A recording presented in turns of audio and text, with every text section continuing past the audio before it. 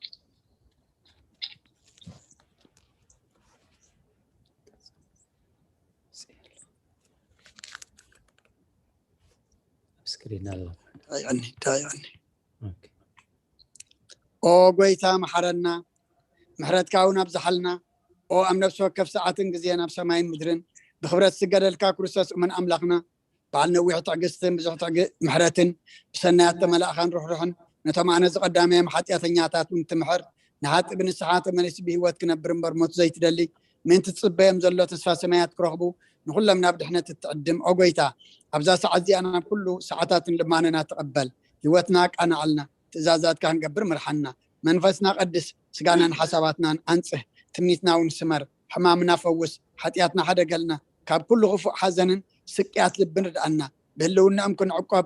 بقدسان ملائكه تحلونا ناوهدت امنت كان مرحم انتي نابت زي مرمرن زي وسن فلطتك هنبصح عدلنا نسخان زل عالم برخيخا بقعات قبرنا خمزلنا بمسقانا كنت صوعكا اب سمايات تنبر ابونا سمك يقدس من قصات مساء فقالكا خمتا اب سمايكم دما مدري يكون على تنجرانا لما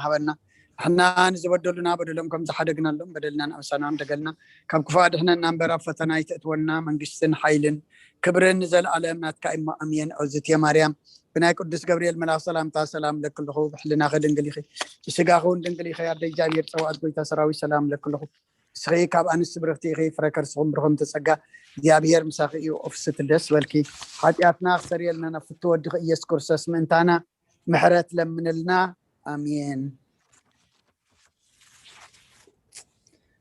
زخبركم حزب እግዚአብሔር አብርሑቁን ኣብ ቀረባን ኮንኩም ነዚ ቅድስት ቤተ ክርስቲያን ትህቦ ኣገልግሎት ትከታተሉ ዘለኹም ክሳብ ሰዓት እዚ ብድሓነ ሰላም ዓቂቡ ነዚ ግዜ እዚ ነዚ ቅዱስ ዕላማ ክንጥቀመሉ ዝፈቀደልና ፈጣሪና ኣምላከ ቅዱሳን ናይ ባህሪ ምስጋና ይብፅሐዮ ንኩሎም በዚ ሰዓት እዚ ኣብ ፀበባ ኣብ ፀገም ኣብ ሽግር ንዘለዉ ረህዋ ሰላም ቅሳነት ዕረፍቲ ይሃቦም ኣብ ቤት ማእሰርቲ ንዘለዉ ሙፃሓራ ይፍጠረሎም ብሞት ስጋ ንዝተፈሊና ሃገረ ቅዱሳን ገነት መንግስተ ሰማያት የዋርሶም ኣብ መሪር ሓዘን ንዘለኹም ከዓ ናዘዚ ህዙናን ምስካዮ ጉፋኣን እግዚአብሔር ኣምላኽና ንቅዱሳን ዘፀናንዐ ንቅዱሳን ዝደበሰ ንቅዱሳን ዝኽኣለ እግዚአብሔር يصنعكم እግዚአብሔር ይደብስኩም እግዚአብሔር ንሓዘንኩም ናብ ሓዘን ይለውጦ ትብለኩም አላ ቅድስት ቤተ ክርስቲያን ሎሚ ከም ፈቃድ እግዚአብሔር ሓውና ዶክተር ዲያቆን ብርሃነ ስዩም ኣብ ማእኸልና ኣለው እቲ ኣውደ ምህረት ናብ ዲያቆን ብርሃነ ሰጋግሮ ኣለኹ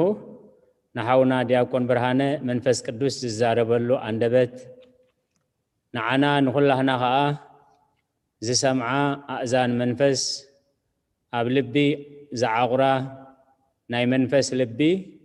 كمون نتسمعنين زعقرناين إن نبرلو سناي حلينا كهبنا ناي إግዚአብሔር ቅዱስ فقاد يخنلنا بروح بقبائي بروح مجمار يكبر لكم حونا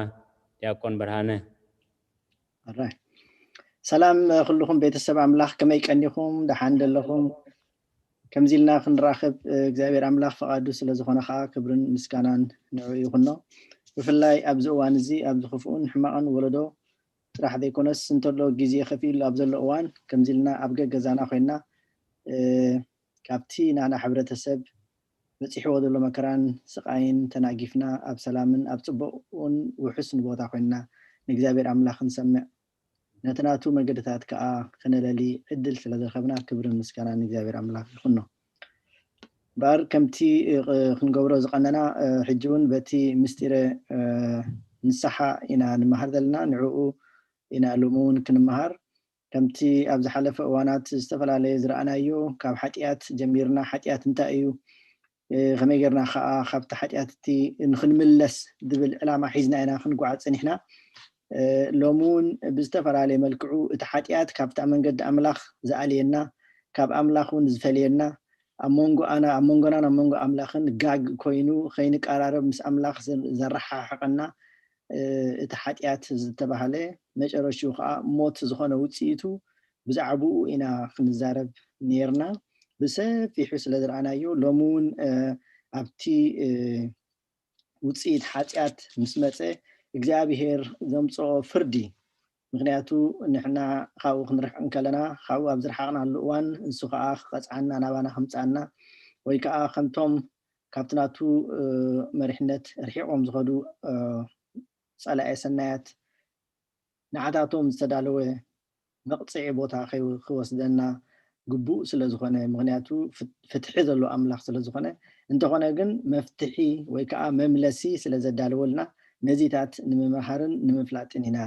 እንመሃሩ ዘለና እሞ ሎማዓንቲ ከዓ እግዚኣብሔር ምስ ኩላትና ኮይኑ እቲ ዘድሊ ትምህርቲ ክንቀስም እግዚአብሔር አምላክ በመንፈስ ቅዱስ ገይሩ ንልብ ኩላትና ክትንክፍ ናቱ ፈቃድ ይኹነልና አራምባር ስክሪን ሼር ክገብረ ኦኬ ይራአይና ዘሎ ስክሪን ፍርድ አምላክ ዝብለሎ هو ኦኬ አኩም እምበር ሎሚ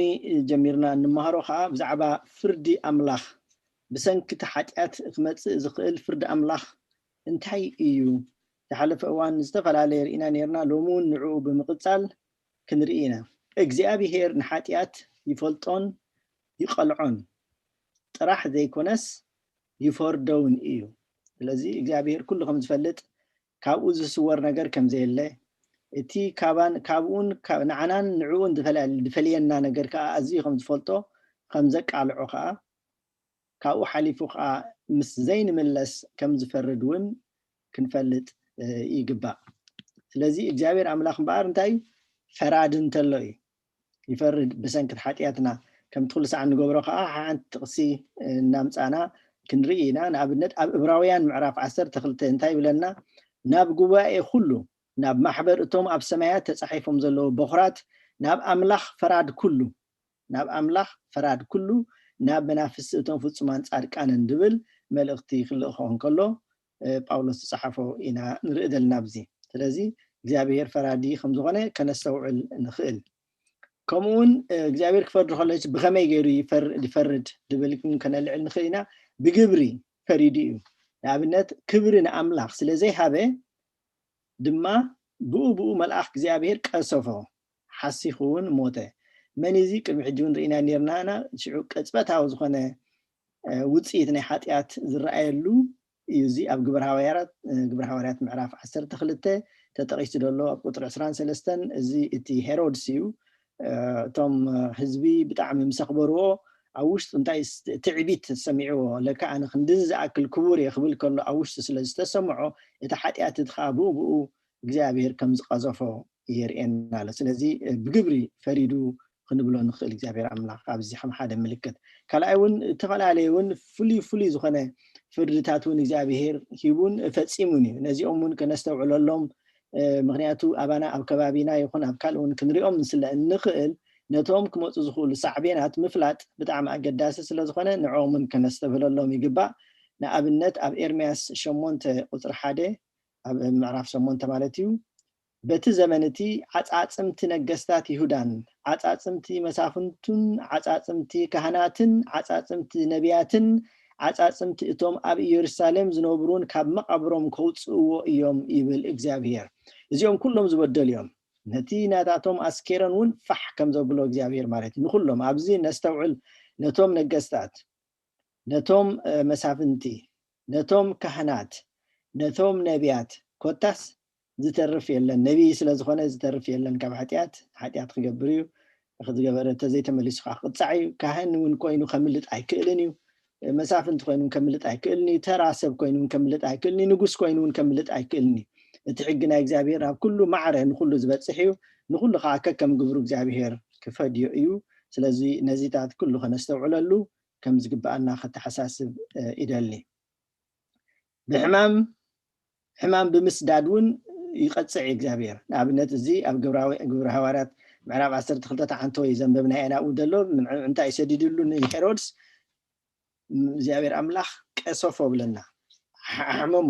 ትሕማሙ ከዓ ኣዝዩ ፍሉይ ዝገብሮ እንታይ እዩ ሓሲኹ ከም ዝሞተ ቅድም ኢለ ዝጠቂስያ ዝነበርኩ ትሕማም ንከምኡ ከም ዝገልፅ እውን ኣዛሪብና ነርና እሞ ትሕማም እውን ሽዑን ቅፅበታዊ እንደገና ከዓ ሕማም ከም ዝሰደደ ብኡ ገይሩ ከዓ እግዚአብሔር ከም ዝቀፅዖ ሽዑ እውን መወዳእታ ከም ዝገበረሉ ነቲ ናቱ ሂወት ኣብዚ ከነስተውዕል ይግባእ مليسون درقي يمص درقي خا خنري نخل نابزي اب زداغم معراف 28 እንታይ ብለና ቁጥር 24 እግዚአብሔር ዝናብ ምድርኻ ተጎጋን ሓመድን ክገብሮ እዩ ክሳዕ እትጠፍእ ካብ ሰማይ ክወርደካ እዩ ድርቂ ማይ ምጥፋእ ማይ ማለት ራሕሲ ህይወት እቲ ናብ ክርስቶስ ዝኣምን እንታይ ብለና ፈልፋሊ ማይ ህይወት ይኸውን ዝብለና ስለዚ ደረቅ ከኣናቱ መርኣያ እዩ ደረቅ ናይ መሬት ክንቆል ከሎ ደረቅ ናይ ነፍስኻ ማይ ማለት ህይወት ክርስቶስ ካብኡ ስለ ዝጠፍእ ከም ምድረ በዳ ይኸውን ማለት እዩ እቲ ናይ በሓቂ ናይ እግዚአብሔር ቃል ዝመራምሮን ኣብኡ ዝነብርን ከዓ ከምታ ኣብ ወሰን ባሕሪ ወይ ከዓ ወሰን ውሓዝ ማይ እተተኽለት ኦም ቆፅላ ዘይረግፍ ኩሉ ሰዕ ልምዕትን ኣፍራይትን እትኸውን ከምኡ ይኸውን ማለት ስለዚ እግዚአብሔር ከምኡ ክገብረና ኣፍረይቲ ክንከውን ቆፅሊ ጥራሕ ኮይና ከይንተርፍ ናይ እግዚአብሔር ኣምላኽ ደገፍ የድልየና እሞ ኩላትና ብልብና ክንደልዮ ንሱኻ ክህበና ቁሩብ ስለ ዝኾነ እግዚአብሔር ከም ክገብረልና ንለምን ነው ከምኡውን ኣብ ኢሳይያስ ምዕራፍ 5 ቁጥር 6 እንታይ ይብል ከባድሞ እየ ኣይ ክጽልጽልን ኣይ ክኹስኮስን ድማ እዩ እሾኽን ተኾርባን ከዓ ክበቅሎ እዩ ንደበናታት ድማ ዝናም ከየዝንምሉ ክእዝዞም እየ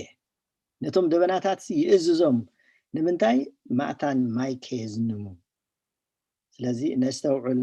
ክሳብ ክንደይ እግዚአብሔር ኣምላኽ ፈጻና ከም ዝኽእል ብሰንኪ ሓጢኣትና ማለት እዩ ከምኡን ፌራ ይሰድድ ፌራ ከምታይ ንሪኦ ንኣብነት ኣብ ዓሞጽ ምዕራፍ 4 ቁጥሪ 10 እንታይ ብለና ኣነ ከምቲ ኣብ ግብጽ ዝኾነ ፌራ ሰደድኩልኩም ነግባዝኩም ብሰይፊ ቀተልክዎም ነፍራስኩም ማረኽክዎም ነቲ ናይ ሰፈርኩም ብድብድ ናብ ኣፍንጫኹም ኣደየብክዎ ንስኻትኩም ግና ናባይ ኣይ ተመለስኩምን ይብል እግዚአብሔር ስለዚ ኣብዚ እዚ ፌራ እዚ ብሰንኪ ሓጢኣት ተሰድድሉ ስቴል ግን እንታይ ይገብርሉ ኣይተመልሱም እዚ ነገራት እዚ ብርግጽ ኣብ ህዝብና ኣብ ሃገርና እውን ዝርአ ዘሎ ኮይኑ ይስማዓኒ ከም ትሓልፍ እዋናት ንዘራረቦ ዝነበርና ስለዚ ብዝኾነ ግን ከም ትዝበልናዮ ኩላትና ካብ ነፍስና ጀሚርና ነናትና ብምርኣይ መምለሲ ከዓ ስለ ዘዳልወልና እግዚአብሔር ኣምላኽ በዚ ንምኻር ዘለና ንስሓ ናብኡ ክንምለስ ካብዚታት ኩሉ ክንሓድም ብእዋኑ ከሎ ስለ እንፈልጦ ዘለና ስለ ዝፈለጥናዮ ካብቲ ክፉእን ፌራን ሕማምን ኩሉ ኮታ ሕማቅ ዘበለን ክንሓድም እግዚአብሔር ይሓግዘና ንልብናውን የነቃቅሓዮ መዓት እውን የምፅእ ንኣብነት እዚ ኣብቲ ናይ ፈርዖን ርኢና ነርና ንሓንቲ ካብአን ክጠቅሴ እሳ ከዓ እንታይ ትብል እያ ሙሴን ኣሮንን ድማ ከምቲ እግዚአብሔር ዝኣዘዞም ከምኡ ገበሩ ንሱ ከዓ በትሩ ኣልዒሉ ኣብ ቅድሚ ፈርዖንን ኣብ ቅድሚ ገላውኡን ነቲ ኣብ ርባ ዘሎ ማይ ወቅዖ እቲ ኣብ ርባ ዘሎ ኩሉ ማይ ከዓ ናብ ደም ተለወጠ ይብለና ብእውን ብዙሕ መዓታት ከም ዝመፀ እቶም በኽሪ ዝነበሩ መጨረሻውን ከም ዝቀተለ ካብ እንስሳ ክሳብ ዝዓበየ ሰብ ዋላት ደቂ ወዲ ፈርዖን ከይተረፈ ከም ዝቀተለ ነስተውዕል ኢና እሞ እዚ ከዓ ብሰንኪቲ ሓጢኣት እቲ ኣምላኽ ዝገበሮ ነገራት እዩ ካብዚታት ኩሉ ክንስወር ካብዚታት ኩሉ ክንርሕቕ እግዚአብሔር ኣምላኽ ይሓሉ ከምኡውን ኣብቲ ፍርዲ ኣምላኽ ብምርኣይ ከዓ ኣብ ናይ መወዳእታ ወይ ከዓ እቲ ካልኣይ ሞት ዝበሃል እውን ፍርዲ ኣብ ማቴዎስ ምዕራፍ 25 ካብ 31 ክሳብ 46 ዘሎ ክነንብቦ ንኽእል ኢና ኣብ መፅሓፍ እውን ተጠቂሱ ስለ ዘሎ ኣብኡ ምርኣይ ይከኣል እዩ ስለዚ እዚ ኣብኡ ከሎ ክገድፈ እዚ እቲ ካልኣይ ሞት ዝበሃል እቲ ናይ መጨረሻ ጥፍኣት ማለት እዩ ዝሓለፈ እዋን እንታይ ኢልና ነርና ፃድቕሲ ሓንሳብ ይመውት ክልተ ሰብ ግን ይውለድ ኢልና ነርና እቲ ሓጢኣተኛ ግን ሓንሳብ ይውለድ ክልተ ግዜ ይመውት ሓደ ሞት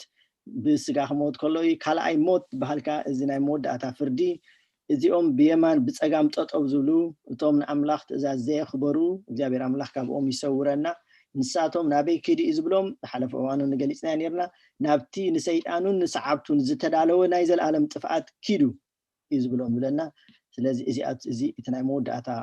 ፍርዲ ካልኣይ ሞት ዝበሃል እዩ እቲ ጻድቅ ግን ክልተ ልደት ወይ ከዓ ክልተ ምውላድ ንብሎ እንታይ እዩ ሓደ ካብ ስድሩ ይውለድ ካልኣይ ከዓ ካብ ማይን ካብ መንፈስ ቅዱስን ይውለድ ንብሎ ማለት እዩ እቶም ካልኦት ካብ መንፈስ ቅዱስ ዘይተወልድን እዮም ዝጠፍኡ ንብልዕል ኮይና ከዓ ብሰንኪ ሓጢኣቶም እዮም ዝጠፍኡ ደለዉ ዋላ እኳ ካብኡ ተወሊዶም እንትኾኑ ከምቲ ጥፉእ ወዲ ካብቲ ቤቱ ካብ ስድርኡ ርሒቑ ዝኸደ ግን ዳሕራይ ተመሊሱ እዩ እሱ ናይ ንስሓ ምልክት እዩ ከይተመልሰ እንተዝተርፍ ነይሩ ግን በቲ ዝኸዶ ገይሩ ምጠፍአ ነይሩ ማለት እዩ እግዚአብሔር ንኩሉ መፃዋዒት ኣቕሪቡ እዩ ኩሉ ተፀዊዑ እዩ ክመፅእ ክድሕን ሓደ እኳ ከይጠፍእ ዋላ ነቲ ሓንቲ በጊዕ ኢሉ ከም ዝኸይድ ከምኡ እውን ንኩሉ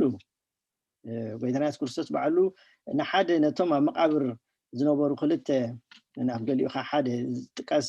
ብሰይጣን ዝተታሕዘ ንዑ ከድሕን ኢሉ ኣብቲ ናይ ኣሕዛብ ቦታ ከም ዝኸደ ነስተውዕል ኢና ወንጌል እሞ ሕጂ ከዓ ንዓና ንኩሉ ግዜ ከድሕነና ኢሉ ዝሕለን ኣምላኽ ስለ ዝኾነ ስሌና ኢሉ ዝተፈጥረ ስሌና ኢሉ ዝተቐጥቀጠ ስለ ዝኾነ ኩሉ ግዜ ፅን ክብለና እዩ ዝነብር ኳሕኳሕ ከነብል ይፅበየና ንሱ እውን ባዕሉ ኳሕኳሕ ይብለና ነዚታት ኩሉ ጌርና እንተደኣ መፂናዮ እንተወዲቕና ከዓ ብንስሓ እንተተመሊስናዮ ኩሉ ሳዕ ናቱ ተኸተልቲ ኮይና ንዘለኣለም ክንነብር ንኽእል ኢና ንሕና በዚ ኣብ ንኸደሉ እዋን ኣብዚ መሬት እዚ ጨውን ብርሃንን ክንከውን ፀውዒልና ኣሎ እሞ ኣብኡ ክንረግፅ ፍረ ክነፍሪ ናይ ብሓቂ ናቱ ኣምባሳደራት ናቱ መልእክተኛታትን ናቱ መሰኻኽርን ክንከውን እግዚኣብሔር ይሓግዝ ኣብዚ ከነስተውዕሎ ዘለና ምናልባት ከም ቀሊል ክንሪኦ ንኽእል ኣብ ውሽጢ መዓልታት ይኹን ኣብ ውሽጢ ደቃይቕ እንገብሮ ብመዓልታዊ ሓጢኣት ከዓ እንታይ እዩ ኣነ ግና ብዘረባኻ ኢኻ እትፀድቕ ብዘረባኻ እውን ኢኻ እትኩነን እሞ ሰብ ዝዛረብዎ ዘበለ ዘይጠቅም ኩሉ ቃል ብመዓልቲ ፍርዲ ፀብፃብ ክህብሉ እዮም እብለኩም ኣለኹ ምስ ናይ መወዳእታ ፍርዲ ተተሓሒዙ ዝቐርብ ዘሎ እዚ ናይ ብሓቂ ንኩላትና ካብ ዝነኣስናስ ካብ ዝዓበና ኣብ ቤት ኣምላኽ ንሃሉ ኣብ ደገ ንኩሉ ዘጥቅዕ ዘሎ እንታይ እዩ ካብ ኣፍና ብዝወፅእ ነገራት እዩ ብዘረባኻ ትኩነን ሰብ ከዓ እንታይ ኢልና ዝዛረብዎ ዘበለ ዘይጠቅም ኩሉ ቃል ብመዓልቲ ፍርዲ ፀብፃብ ክህብሉ እዮም እንታይ ኣበይ ከመይ ከም ተዛረብና ኩሉ ከነስተውዕል እግዚአብሔር ኣምላኽ ይሓግዘና መልሓስ ዓፅሚ የብላን ግን ዓፅሚ ትሰብር ይብል መልሓስ ፈፂማ እከይቲ መዕነዊት መንደዲት እያ ስለዚ ነዚኣ ፍሉይ ምስተውዓል ክንገብረላ እግዚአብሔር ኣምላኽ ይሓግዝ ከምኡውን ኣብ ሮሜ ተፃሒፉ ዘሎ እንታይ እዩ ምዕራፍ 14 ቁፅሪ 12 እምበኣርሲ ነፍሲ ወከፍና በብናይ ርእሱ ንኣምላኽ ፀብፃብ ክህብ እዩ እዚ ፀብፃብ እዚ ክንህበሉ ኣብ ንፅዋዕሉ እዋን ናይ ብሓቂ ዝኣክል ኣካውንቲንግ ሰሪሕና ነቲ ዝመፅእ ፀብፃባት ብግቡእ ክንሓልፍ እግዚአብሔር ኣምላኽ ይሓግዘና ብምቕፃል ሕጂ እምበኣር ናብቲ ንስሓ ዝብል ዘሎ ክንሰጋገር ኢና ብዝተፈላለየ መልክዑ ካብ መጀመርያ ጀሚርና ንነዊሕ እዋን ብዛዕባ ሓጢኣት ክንዘራረብ ፀኒሕና ኢና ሕጂ ከዓ ናብቲ ንስሓ ዝብል ዘሎ ናብኡ ክንመፅ ኢና ንምድጋም ዝኣክል ሓጢኣት ንመንፈስን ስጋን ዝቐትል ሕማም እዩ ዝቐትል ሕማም እዩ ዝቐትል ተወሲኻ ትላ ደላ ነስተውዕላላ ሕማም ጥራሕ ኣይኮነን ዝቐትል እዩ ኩሉ ሰዓة ከዓ ሰይጣን ይኹን ሓጢኣት ናይ መጨረሻ ዕላምኡ ምቕታልን ካብ ኣምላኽ ጨሪሱ ምፍላይን ስለ ዝኾነ ማለት እሱ ኢኻ እቲ ካልኣይ ሞት ዝብሎ ኣሎ በዘንኪ እዚ ሓጢኣት እዚ ስለዚ እዚ ቀሊል ዘይኮነ ብጣዕሚ ክንከታተሎ ዝግባአና ነቲ ሓጢኣት ዘበለ ካባና ክንርሕቕ መምለሲና ከዓ ቀሊል ስለ ዝኾነ ማለት እዩ ንስሓ ዝኾን ዘሎ ኣዊናማ ክንዘራረብ ሎሚ ካብ ሓጢኣት ሓዊና ብፅድቂ ክንነብር ግን እንታይ የድልየና ምሕረትን ፀጋን ናይ ኣምላኽ የድልየና ስለዚ ምሕረትን ፀጋን እንተዘይህልወና ናይ ብሓቂ ብንስሓ ክንምለስ ኣይንኽእልን ኢና ሕና ግን እግዚአብሔር ባዕሉ ምሕረትን ፀጋን ሂብና እዩ ጎይታና ኢየሱስ ክርስቶስ ፀጋን ሓቅን መሊእዎ ተወለደ ኢልና እዩ ፀጋን ሓቅን ተወሊዶ ፀጋ ማለት ብከምኡ ዝዋሃበና ምሕረት እዩ ብከምኡ ዝዋሃበና ፅቡቕ ነገር ማለት ምሕረት ማለት ነቲ ትግበርናዮ ኣበሳ ንዕኡ ደፋኹስ ማለት እዩ ፀጋ ግን ዋላ ሓንቲ ፅቡቕ ነገር ዘይገበርና ከለና ንዓና ፅቡቕ ዝዋሃበና እዩ ስለዚ በዚ ምሕረትን ፀጋን ገይሩ እግዚአብሔር ኣምላኽ መምለሲ ገይርልና ኣሎ ከምቲ ኣደቦና ዝብልዎ እግዚአብሔር እንታይ ይብለና ፀድፊ ፈጥር ሞ መዘያይቦ ከዓ ፈጥር ስለዚ እግዚአብሔር ኣምላኽ ሓጢኣት እኳ እንተገጥመና ኣብቲ ጉዕዞ ኣብ ጉዕዘና ኣብ ዝጋጥመና ምውዳቕ ምስንኻል ምስባር ምቁሳል ከጋጥመና ከሎ መምለሲ ከዓ ኣዳሊልና ኣሎ እሱ ከዓ እንታይ እዩ ንስሓ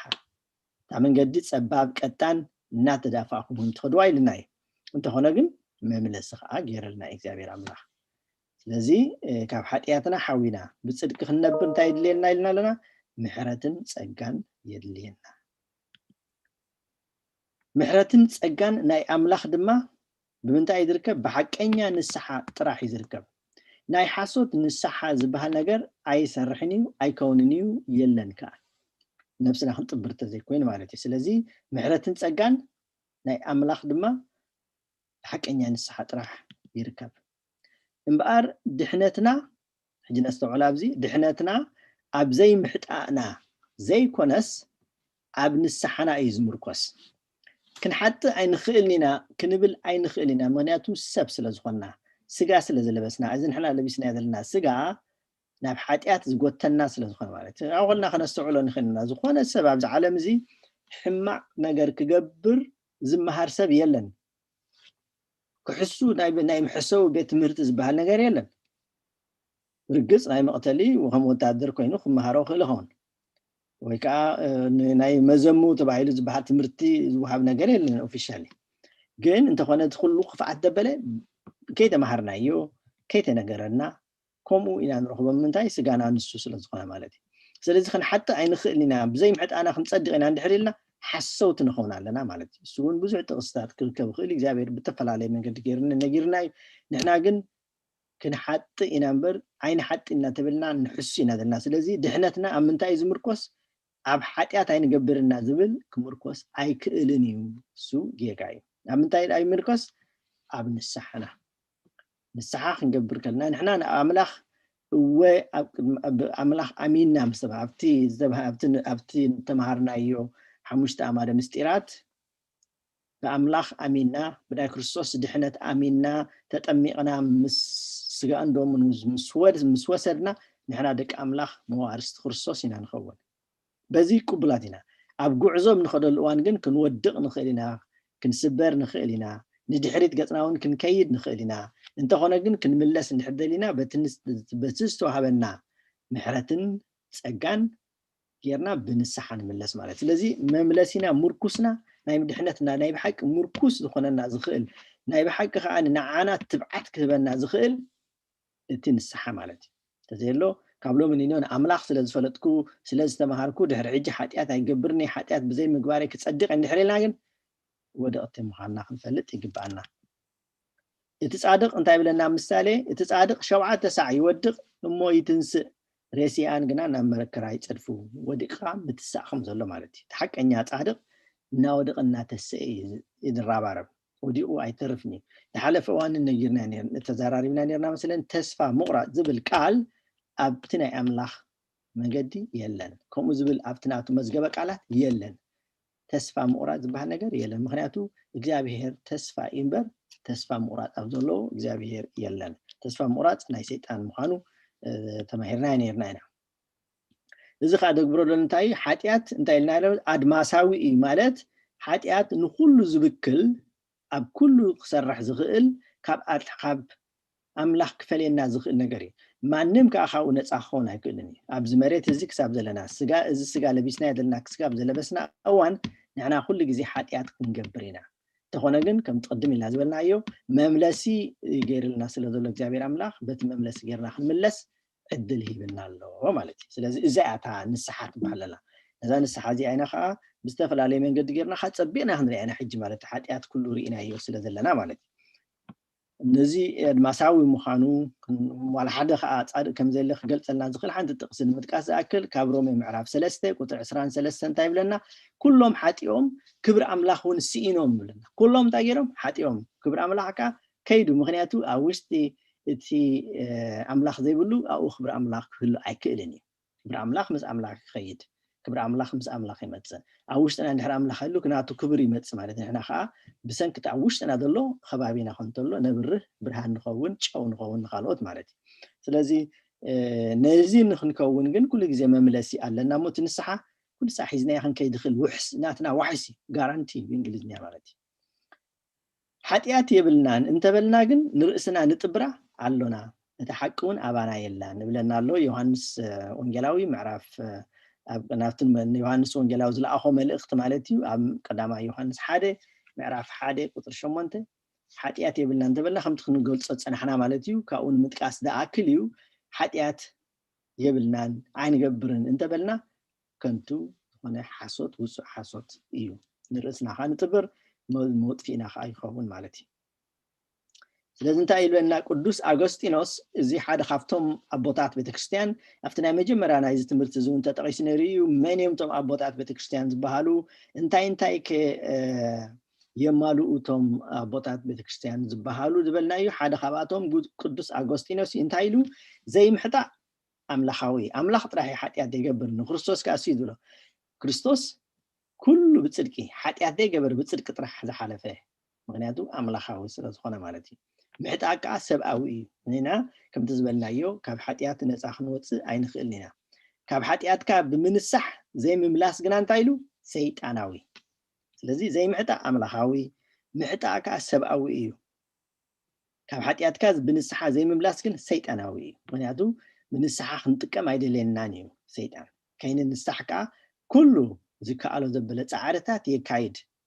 ካብኡ ኣካይድ ንዕኡ ገይሩ ከዓ ካብ ኣምላኽ ክፈልየና ይደሊ ፈልዩ ከዓ ክቀትለና ማለት እዩ ካልእ ምንም ብልሓት የብሉ ንሱ ተማሂርና ኢና ስለዚ ንስሓ እምበኣር እንታይ ህያብ ኣምላኽ نعنا انتاي مملسينا هي بأملاخ توهبو توهيبنا بزي دحينكم اللهم بزي ندحر وديكم كعب بزي غيركم تملسو يلو زيابير زحبنا وهبتوي نايب حق عب وهبتوي ناينا نحنا نخين نطفئ بتوهبنا مجدي نايب حق عب نجري زي بنا زيابير مو نعو خنستعولو خنفلطو بتعم أقداسي እግዚአብሔር ምሕረትን ጸጋን ጥራይ ዘይኮነ ነቲ ህይወት ዝህብ ንስሓ ዝሃበናውን ንሱ እዩ ንሱጋዩ ንስሓ ህያብ ኣምላኽ ኢሉ እንብሎ ደለና ኣብ ግብረ ሐዋርያት ምዕራፍ 11 ቁጥር 18 እንታይ ይብል እዚ ምስ ሰምዑ ሃድኡ እሞ እምበኣርስ ኣምላኽ ንህዛብ ድማ ንህይወት ዝኸውን ንስሓ ሂብዎም እናበሉ ንኣምላኽ ኣመስገኑ እዚኦም ቶም ሐዋርያት እዮም ምስ ጳውሎስ ምስ ቅዱስ ጴጥሮስ ዝኸዱ ነቶም አይሁዳውያን ኣብ ግብረ ሐዋርያት እንድሕርኢናዮ ብፍላይ አይሁዳውያን እቲ ናይ ክርስቶስ ድሕነት እቲ ክርስትና ዘበለ ብምሉኡ ነቶም አይሁድ ጥራሕ ዝመፀ እዩ ዝመስሎም ነይሩ ድሓር ግን ቀስ እንዳገበረ ይክርድኦም ኢሉ ማለት እዩ ገሊኦም እውን ክሳብ ሕጂ ከይተረድኦም ኣለዉ ዘይተረድኦም ኣለዉ ከይተረድኦም ዝጋብ ሕጂ ዘለዉ ኣለዉ እንተኾነ ግን እቶም ዝተረድኦም እቲ ናይ ድሕነት መገዲ ናይ ክርስቶስ ምምፃእ ንአይሁድ ጥራሕ ዘይኮነ ንኩሉ ዓለም ከም ዝኾነ ንኩሎም ኣሕዛብ ሰብ بسب بسم بأرعاية سلاسي استفترة دبل كله نسخة مستوعبة مالتي سلازخ أيام زم سمعوا نهيوت زخون تايلوم نسحة يبوهم إيه نسحة هي أبكم دخنة أبزيون كرجاك سلنا يخيل مالتي نسحة مالت نحاتيات زلك الرعاية ملوات حاجات بستفعل عليه من قدو እንታይ ምዃኑ መጀመርያ ርኢና ኢና ካልኣይ እውን እንታይ ሳዕቤናት ከም ዘሎ እንታይ ፍርዲ ከም ዘውህብ ብሰንኪ ሓጢኣት ዝመፀ ነገራት ኩሉ ርኢና ኢና ሕጂ ግን ናይ ብዛዕባ ንስሓ ካብኡ ንመምለጢ ዝኾነና ኢና ነምፁ መፅለና ነዚ ከዓ ንሓጢኣት ዘለካ ኣረኣያ ምልዋጥ ማለት እዩ ካብቲ ምስ ሓጢኣት ዝነበረካ ርክብን ምልጋብን ምልቃቅ ካብኡ ምርሓቅ ማለት እዩ ብዛዕባ ሓጢኣትና ከምቲ ኣምላኽ ዝጉህዮ ጌርካ ምጉሃይ سنتايلنا نرب قدامي حتيات نقبر كنا خاب أملاخ سلز فلينا كم تخلت تزتفع رخفال على خلو ويكا خلت زل تلاقى بخفال على خلو كعنزا زفتر حمام زفتر زي مقداو زفتر هم أخا أجزابير كم زقوهيري إنا نيرنا مجمّر زبدل بحتيات أجزابيري سلا زقوهي بزعب حتياتك لك كم تأملاخ زقوهي دلو عبد نقوهي اللوان ندقنا خن اللاقى بنخلينا مالتي እግዚአብሔር እናጓሃየ ከሎ ንሕና ግን በተሓጢያትና ንሕዘይን ጉሃሊና ኮይና ንስሓ የለን እግዚአብሔር ጥራሕ ይዝጉህ ደሎ ስለዚህ ሰብ ክንደይ ንብድለኹም ዘለና ከዓ ከነስተውዕል ይግባእ ናቱ ሳዕቤናት ከዓ ርኢና ነርና ኢና አንጻር ካልእ እንታይ ብለና ኣሎ አንጻር ናይቲ ክትከዶ ዝፀናሕካ ሓጥእ መገዲ ምኻድ ማለት ብኣንጻሩ ኢኻ ትከድ ዘላ ሕጂ መምለሲ ዩተር ንብሎ ዝዓዲ ማለት እዩ ዩተር ማለት እንታይ ተጠዊኻ ናብ ነበርካ ይገፅካ ምምላስ ማለት እዩ نسخة تترجم نسخة مالت الساجن حق إني نسخة نايب حق تسجن محرة أملاك توهب مالتي لذي الساعة عباية مرتنا حيد المتأر لمهناتو وزيا نايلو من المهارة لنا تاي مفتح زخون لنا نجارينا المهارة لنا زيا خاطا كندي كن مهاران كن فلت أنزق بأنا مالت خاب حجني يدلو بمولو معرف بزعبا زي زاربي نسخة ناي قويتان ناي كلهم نبياتن حوارياتن قدامين عبين ملختي إيو قدامي عب ملختي دحري نحنا مدحنا عب كريستوس مأماننا مسترجع جزء بتناتو مجدي أنا مجدن حقن هوتي نزبلنا بو غيرنا خن ملالس مش جمرنا بناتو برهان كنرئ مش جمرنا أبناتو حقنا دو مسبلنا كجات منا زخيل صعبينات كله بسجانا يخون بسيطان يخون بعالم نجارات يخون زود قنان كافتناتو مجدز علينا نزبلنا نجارات كله إن علينا جهينا መገድና እንደገና እንሕዘሉ መገድ ካ እንታይ እዩ እዚ ንስሓ ዝበሃል ዘሎ እዩ ስለዚ እግዚአብሔር ድሕነት ጥራሕ ሂቡ ምናልባት ተወደቅኩም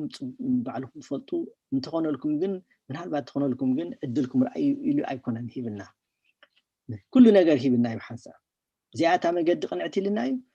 በዚኣ ጌርኩም ተኸድኩም ፀባብያ መጨረሻ ዓወት ያልና እዩ እንተወደቅኩም ከዓ በዚኣ ጌርኩም ትምለሱ ኢሉ ከዓ ንስሓ ከም ዝሃበና ከዓ ንምሃር የድልየና ማለት እዩ እንደገና ማቴዎስ ምዕራፍ 3 እንድሕር ኢና በቲ ወርሓቲ ዮሃንስ መጥምቕ መንግስተ ሰማያት ቀሪባ ኣላ እሞ ተነስዑ ኢሉ እናሰበኸ ናብ በረኻ ይሁዳ መፀ ይብለና እዚ እቲ ቃል ኣዋጅ ነጋሪ ቃል ኣዋድ ንብሎ ማለት እዩ ኣብ በረኻ ኣዋድ ማለት ጭሉ ዝብል ኣስተውዕል ድብል ማለት እዩ ተዓዘብ ተመልከት ተንቃሕ ድብል መነቃቅሕ ደወል ማለት እዩ ንዑ እናደወለ ዝመፀ ዮሃንስ መጥምቕ ቅድሚ ክርስቶስ መፀ ኣሎሱ ተኣነ ስራሕ ሓሳእን እኳ ክፈትሓሉ ዘይክእል ኢሉ ክብሪ ንክርስቶስ እናሃበ ቅድሚኡ ዝመፀ እንታይ እናበለ ይመፅ እዩ ተነስዑ ተመለሱ ማለት እዩ ተመለሱ ተነስዑ እናበለ ከም ዝመፀ ይሕብረና ማለት እዩ ንሳቶም ድማ ወፂኦም ሰብ ክንሳሕ ሰበኹ ብለና እዚ ክልእኮም ከሎ ጌታና ኢየሱስ ክርስቶስ ኣብቲ ምዕራፍ 6 ማርቆስ እንድሕሪና ይልእኮም እቶም ዝሰምዕዎ ናይ ብሓቂ ከዓ ዝጉሃዩ በቲ ዝገብሮ ዝነበሩ ስመታን ሰባት ክምለሱ ክንስሑ ጀመሩ ማለቶም ሰባት ትንስሓ ምስተሰበኸሎም እቲ ምምላስ ምስ ፈለጡ ማለት እዩ ስለዚ እዚ እቲ ናይ ምምላስ ዝኾነ ማለት እዩ ዝኾነ ይኹን ሰብን ህዝብን ከዓ ብንስሓ ናይ ምምላስ ግዴታ ኣለዎ እዚ ከዓ ትእዛዝ ኣምላኽ እግዚአብሔር ይኹም ዝብለና ንስሓ ናይ ብሓቂ ምርጫ ዘይኮነሲ ትእዛዝ እዩ ተነስሑ ይዝብለና ዘሎ ተነስሑ ማእታን ክትምለሱ ተነስሕኩም ተመለሱ ሓጢአት ብምፍጻም ዝበደልካዮ ከይኣክል ታይልና ነርና ሓጢአት ብምብዳል እግዚአብሔር ከም ዝኹሪ እግዚአብሔር ከም ዝጉሂ ርኢና ነርና ብዛዕባ ሓጢአትካ ከተነሳሕካ ምስ ትተርፍካ ካልኣይ በደል ማለት እዩ ዝኸበደ ካልእ ሓጢአት ትደግም ኣለኻ ማለት እዩ መጀመርያ ሓጢአት ትገብር ኣለኻ ንእግዚአብሔር ኣጉሂኻ ኣለኻ ዘይምምላስካ ከዓ ካልኣይ ሳዕብየን ማለት እዩ ምክንያቱ ተመለስ እናበለካ ከሎ ከይተመለስካ ምትራፍካ ማለት እዩ ስለዚ ካብዚ ክልተ ሓጢአት እዚ ክንድሕን እግዚአብሔር ኣምላኽ ይሓልወናን ይርዳእናን ንዝንሳሕ ሰብ ዝተዋሃበ ተስፋ ወይ መብፅዓ እንታይ እዩ ናይ ሓቂ ክምለስ ከሎ እግዚአብሔር ረሳዓይ ከመደ ማለት እዩ ኣደ ንደቃ ነቶም ንኣሽቱ ቆልዑ ዋላ ንሰብኣያ እውን እንተኾነ ኣይትሕዝን እያ ሓደ ግዜ እኳ ዝሕዛ እንተለዋ ግን ናብ ፍርዲ ናብ ሞት ዘብፅሕ ኣይኮነን ይምለሳ እያ ንቆልዓ ግን ሓንሳብ ስለ ዝበደለልካ ወጌርካ ይትድርበን ኢኻ ክትምለስ ከለኻ ምለስ ከሎ እቲ ኣደ ከም ዝሕጎስ ወይ ወለዲ ከም ዝሕጎሱ እግዚአብሔር ከዓ ክንደይናይ ክሕጎስ ከም ዝኽእል ካብኡ ብቐሊሉ ክንፈልጥን ክንርዳእን ንኽእል ማለት እዩ ሓደ ከፍቲ ተዋሃበና ተስፋታት ክንታይ ወይ መብፅዓታትና ክንታይ ኢና ንረክብ ካብኡ እንድሕር ኢልና ከዓ ከምቲ ሳዕቤናት ናይቲ ሓጢአት ዘለዎ ከምኡ ከዓ ሳዕቤናት ወይ ከዓ ውፅኢት ናይቲ ምንሳሕ ናይቲ ምምላስካ እንታይ እዩ ጸሎትና ይምለስ ንጽልዮ ዝነበርና ጸሎት ይምለስ ምክንያቱ ኣብ መንጎና ናሞ እግዚአብሔርን ኮይኑ ዘረሓቀና ጋግ ዝፈጥረልና ዝነበረ ኢትናትና ሓጢአት እዩ ንኣብነት ኣብ ካልኣይ ዜና ምዕራፍ 30 ቁፅሪ 9 እንታይ ንርኢ ናብ እግዚአብሔር እንተ ተመለስኩምሲ እቶም ኣሕዋትኩምን ደቅኹምን ከዓ ኣብ ቅድሚ እቶም ማሪኾምዎም ዘለዉ ምሕረት ክረኽቡ ይብለና እንተ ተመለስኩም ደቅኹምን ኣሕዋትኩም ምሕረት ክረኽቡ ናብዛ ሃገር እዚኣ እውን ክምለሱ እዮም እግዚአብሔር ኣምላኽኩም ርሕሩሕን መሓርን እዩ እሞ ናብኡ እንተ ተመለስኩም ንሱ ድማ ገፁ ካባኻትኩም ኣይክመልሶን እዩ ስለዚ ምእንቲ ትጽልዮ ዝነበርካ እቶም ምእንቲ ሕጂባ ቤተክርስቲያና ኩሉ ሰዓት እንታይ ንጽሊ ምእንቲ ዝገሹ ሰባት ምእንቲ ኣብ ምርኮ ዘለዉ ሰባት ምእንቲ ኣብ ማእሰርቲ ዘለዉ ሰባት ኮታስ ንኩሉ ጸሎት ንገብር ጸሎትና ከዓ ይምለስ ኣብ ንንስሓሉ እዋን ማለት እዩ ሓጢአቱ ይሕደገሉ ኢሳያስ ምዕራፍ 55 ቁጥር 7 እንታይ ይብል ረሲ መገዱ ዓመፀኛ ከዓ ሓሳቡ ይሕደግ ናብ እግዚአብሔር ይመለስ ንሱ ከዓ ምሕሮ እዩ ኣዝዩ ይቅረ ይብል እሞ ናብ ኣምላኽና እውን ይመለስ ስለዚ እግዚአብሔር ይቅረ ባሕላ እዩ ብዙሕ ጥቕስታት ኣለፍቲ መጽሓፍ ተጻሒፉሎ ንዑ ግዜ ረኺብኩም ከም ቅዳይ ዝበልናዮ ኣብ ገዛኹም ከድኩም ምስድራኹም እንደገና ከተንብብዎ ኢና ንዕድም እሱ ጥራሕ ዘይኮነ ካልኦትን ብዙሓት ሰባት ነዚ መጽሓፍ እዚ ከንብብዎን ክፈልጥዎን ናይ ብሓቂ ከዓ ብዙሕ ግዜ ህዝብና ፍልጠት የብልናን ይዝብል ሎሚ ግን መፍለጢ ቦታ ረኺብና ኣለና መፍለጢ መገዲ ተዋሂብና ኣሎ ስለዚ ነዚታት ክንፈልጥ እግዚአብሔር ሓግዘና ድሕሪ ሕጂ ዳርጋ ምክንያት ክህልወና ኣይክእልን ማለት እዩ ካልእ መብፃዕታት እንታይ ህይወት ይወሃቦ ንስኹም ኣበይ ንርኢ ንኣብነት ኣብ ህዝቅኤል ምዕራፍ 18 ቁፅሪ 21 እንታይ ይብለና ግናኸ እቲ ረሲእ ካብቲ ዝገበሮ ኩሉ ሓጢኣት እንተተመልሰ ረሲእ ማለት መንገዲ ኣምላኽ ረሲዕ ዝኸደ ማለት እዩ ካብቲ ዝገበሮ ኩሉ ሓጢኣት እንተተመልሰ ኩሉ ሕጋጋተይ ከዓ እንተሓለወ ቅንዕናን ጽድቅን ድማ እንተገበረ ንሱ ብርግጽ ብህይወት ክነብር ኣይ ክመውትን ከዓ እዩ እንቶ ኢልና ነርና ካልኣይ ሞት የብሉን እቲ ጻድቕ ዝንሳሕ ከዓ ንሱ ማለት እዩ ጻድቕ ማለት ዝንሳሕ ሰብ ማለት እዩ እምበር ደይ ሓጢኣት ይገብር ሰብ የለን ኩሉ ሰብ ሓጢእ ኢልና ኢና ኩሉ ሰብ ሓጢኣት ዝገብር ማንም ጠጠው ዝብል የለን ብዘይ ሓጢኣት እንታይ ደኣስ ዝንሳሕ ብኡ ምክንያት ከዓ ዝንሳሕ ሓጢኣት ምውዳቕ ሰብኣዊ ሰብ ስለ ዝኾና ማለት እዩ ዘይምንሳሕ ግን ሰይጣናዊ ዝበሎ ካብ ዝተበገሰ እዩ ምፅንናዕ ይረክብ ማቴዎስ 5:4 እንታይ ብለ ዝጉህዩ ምፅንናዕ ክረኽቡ እዮም እሞ ብፁዓን እዮም ብምንታይ ዝጉህዩ በቲ ናታቶም ሓጢኣት ማለት እዩ ሓጢኣት ንስሓ እንታይ ኢልና ልክ ሓምቲ እግዚኣብሔር ዝጉሃዮ ንሕና እውን ክንጉሂ ጉሂና ከዓ ክንምለስ ንእግዚኣብሔር ከዓ ካብቲ ጓህዩ ኣውፂና ኣብ ሓጎስ ነእትዎ ማለት እዩ ብሓንቲ ዝጠፈት ነብሲ ምምላስ ኣብ ሰማያት ዓብይ ፌስታ ከም ዝግበር ማለት እዩ ስለዚ ብናይ ሓንቲ ሰብ ምምላስ ብናይ ሓንቲ ነፍሲ ምምላስ ማለት እዩ እግዚአብሔር ብኡ ክሳብ ክንደይ ከም ዝሕጎስ ክንርኢ ንኽእል ህያብ መንፈስ ቅዱስ ይቕበል ኣብ ግብረ ሐዋርያት ምዕራፍ 2 ቁጥሪ 38 እንታይ ይብለና ጴጥሮስ ከዓ እቲ ተስፋ ንዓኻትኩምን ንደቅኹምን ነቶም ኣብ ርሑቕ ዘለዉ ኩሎም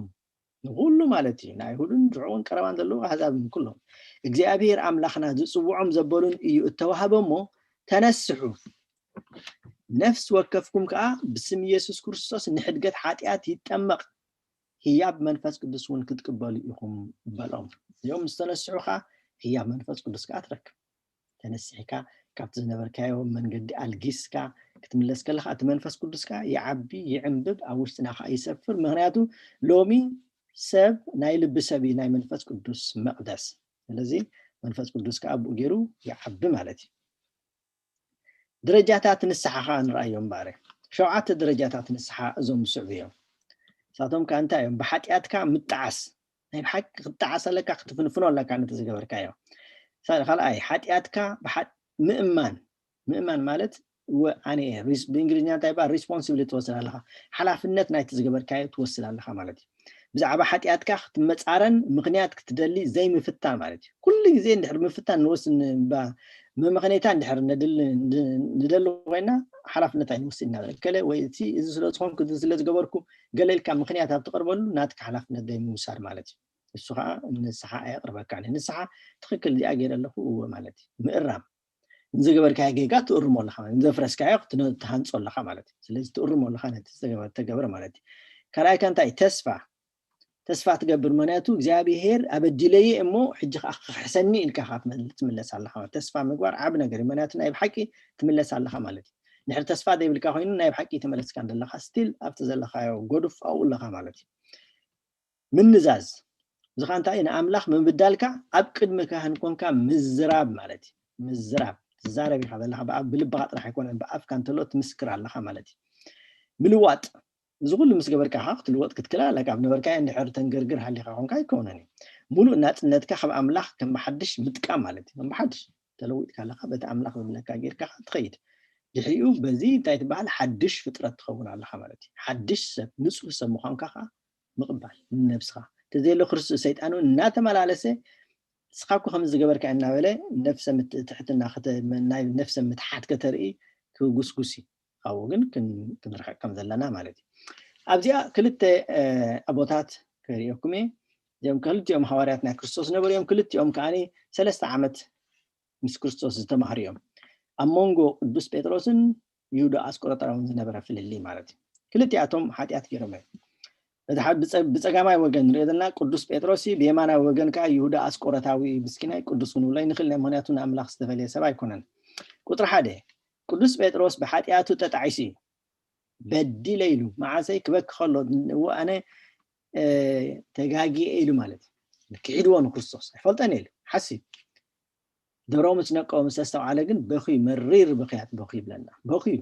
بخي مالت تمليسو تنسيح مالتي يوداس كرة بحاتيات تنسيح له هو تتعيسي بديل إلي جنا ملو أيكون تنسح تندرجاتات حلفنا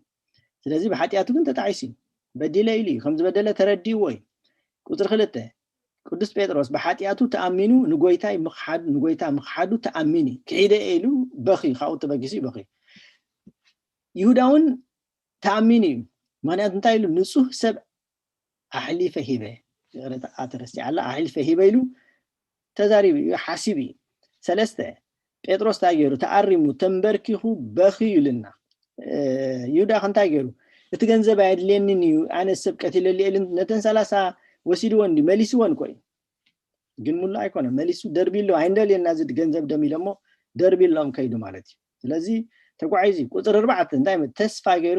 ክሳብ ክትንሳኤ ተጸቢዩ ጴጥሮስ ይሁዳ ግን ታገሩ ተስፋ ቆሪጹ ነፍሱ አጥፊ ተስፋ ምቁራጥ አንተ ይዝበልና ማለት ናይ ንስሓ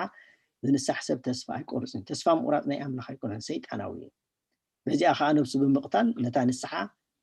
ኣብ ዝግባእ ቦታ ከይብጽሓ ከሎ ይሁዳ እንታይ ገይርዋ ቆጺዋ በአኻ ጠፊ ማለት እዩ ጴጥሮስ ግን ተስፋ ነይርዎ ክሳብ ትንሳኤ ተጸቢዩ ድሕሪኡን ጎይታ ረኺቡ ያባጊዕ ሓልዩ ኢሉ ርእስ ናይ ቤተክርስትያን ከም ዝኾነውን ቁልፊ ሂብዎ እዩ ቁጥር 5 እንታይ ገይሩ ሽዑ ተናዚዙ ተዛሪቡ ማለት በዲለ ኢሉ ተለዊጡ ጾሩ ኣብ ክርስቶስ ኣብዲቕዎ ከም ዘፍቅረካን ንስኻ ትፈልጥ ኣለኻ ኢኻ ኢልዎ ነጊርዎ እዩ ኣብ መጨረሻ ቁጥር 7 ታገ ተሐዲሱ መንፈስ ቅዱስ መልኢዎኻ እቲ ኣብ ቅድሚ ገረድ ዝፈርሐ ነታ ሓንቲ ዘይጠቅም ትበሃል ዝነበረት ሰራሕተኛ ቶም ወታደራቱ እንደይኮነ ማለት ነታ ገረድ ንዓዓ ፈሪሁ ኣይፈልጠን ክርስቶስ ዝበለ ድሓር ግን ኣብ ቅድሚ ኣሽሓት ኮይኑ ብዛዕባ ክርስቶስ ክዛረብ ክምስክር ፀገም ኣይነበሮ መንፈስ ቅዱስ ጋር መልኢዎ ማለት ስለዚህ ካብዚ ክንርዳእ ንኽእል እቲ ናይ ንስሓ መንገዲ ማለት እዩ ሙሱ እንታይ መስርሕ ከዓ እንታይ ኣሎ ኣብቲ መስርሕ ናይ ንስሓ መስርሕ እምበር ቅጽበታዊ ናይ ሓንቲ እዋን ፍጻሜ ይኮነን ሕጂ ብዙሕ ግዜ ተነሲሐሉ ብልበይ እና ሽዕን ቅጽበታዊ ንገብሮ ንሕኮይና ዘይምሉ ይኸውን ብርግፀኛ እቲ ይሁዳ አስቆሮጣዊ ምስ ሰባት ተላዚቡ ነይሩ ተዝኸውን ሓደ ካብቶም ምስ ዝነበሩ ሐዋርያቱን ኣነኮ ከምዚ ገይረ ኢሉ እንተድ ዝናዘዝ ነይሩ ቁርብ ሓሸ ነይሩ ስጋ መጨረሻውን ምን ተመልሰ ነይሩ ኢለ ይሓስብ ስጉን ከምኡ ክገብር ዕድል ኣይረኸበን ታዲያ ኣይገይሩ ከይዱ በቃ ብልቡ ሓሲቡ በዲለ ኢሉ ከይዱ ግን ተስፋ ቆሪጹ ናይ ሰይጣን ፀቐጥ ምስ በዝሖ ነብሱ ኣጥፊ ማለት እዩ ገለደ ካልኣይ ሓጢያት ስለዚህ ምንዛዝ ክሳብ ክንደይ ከም ጠቅም ኣብዚ እውን ክንርዳእ ንኽእል ኢና ማለት እዩ ርእስኻ ካብ ምምርማር ጀሚሩ ደጊምካ ናብቲ ሓጢያት ብዘይ ምምላስ ዝቕፅል መስርሕ እዩ እቲ ሓጢያት እቲ ደጋጊሙ በብመዓልቱ ክመፀና ክእል ኩላትና ዝመፀና ነገር እዩ ደጋጊምና ኻ ንምለስ ብኡኢና ኸዓኒ ኣቦ ናይ ንስሓ ክህልወና ንደሊ ነስተውዕል ብዙሕ ኣይተለማመድናዮን ከም ቤተክርስትያንና ኣብ ነፍስና ክምህረና ዘይኮነስ ገለ ክእዝዘና ስገድ ክብለና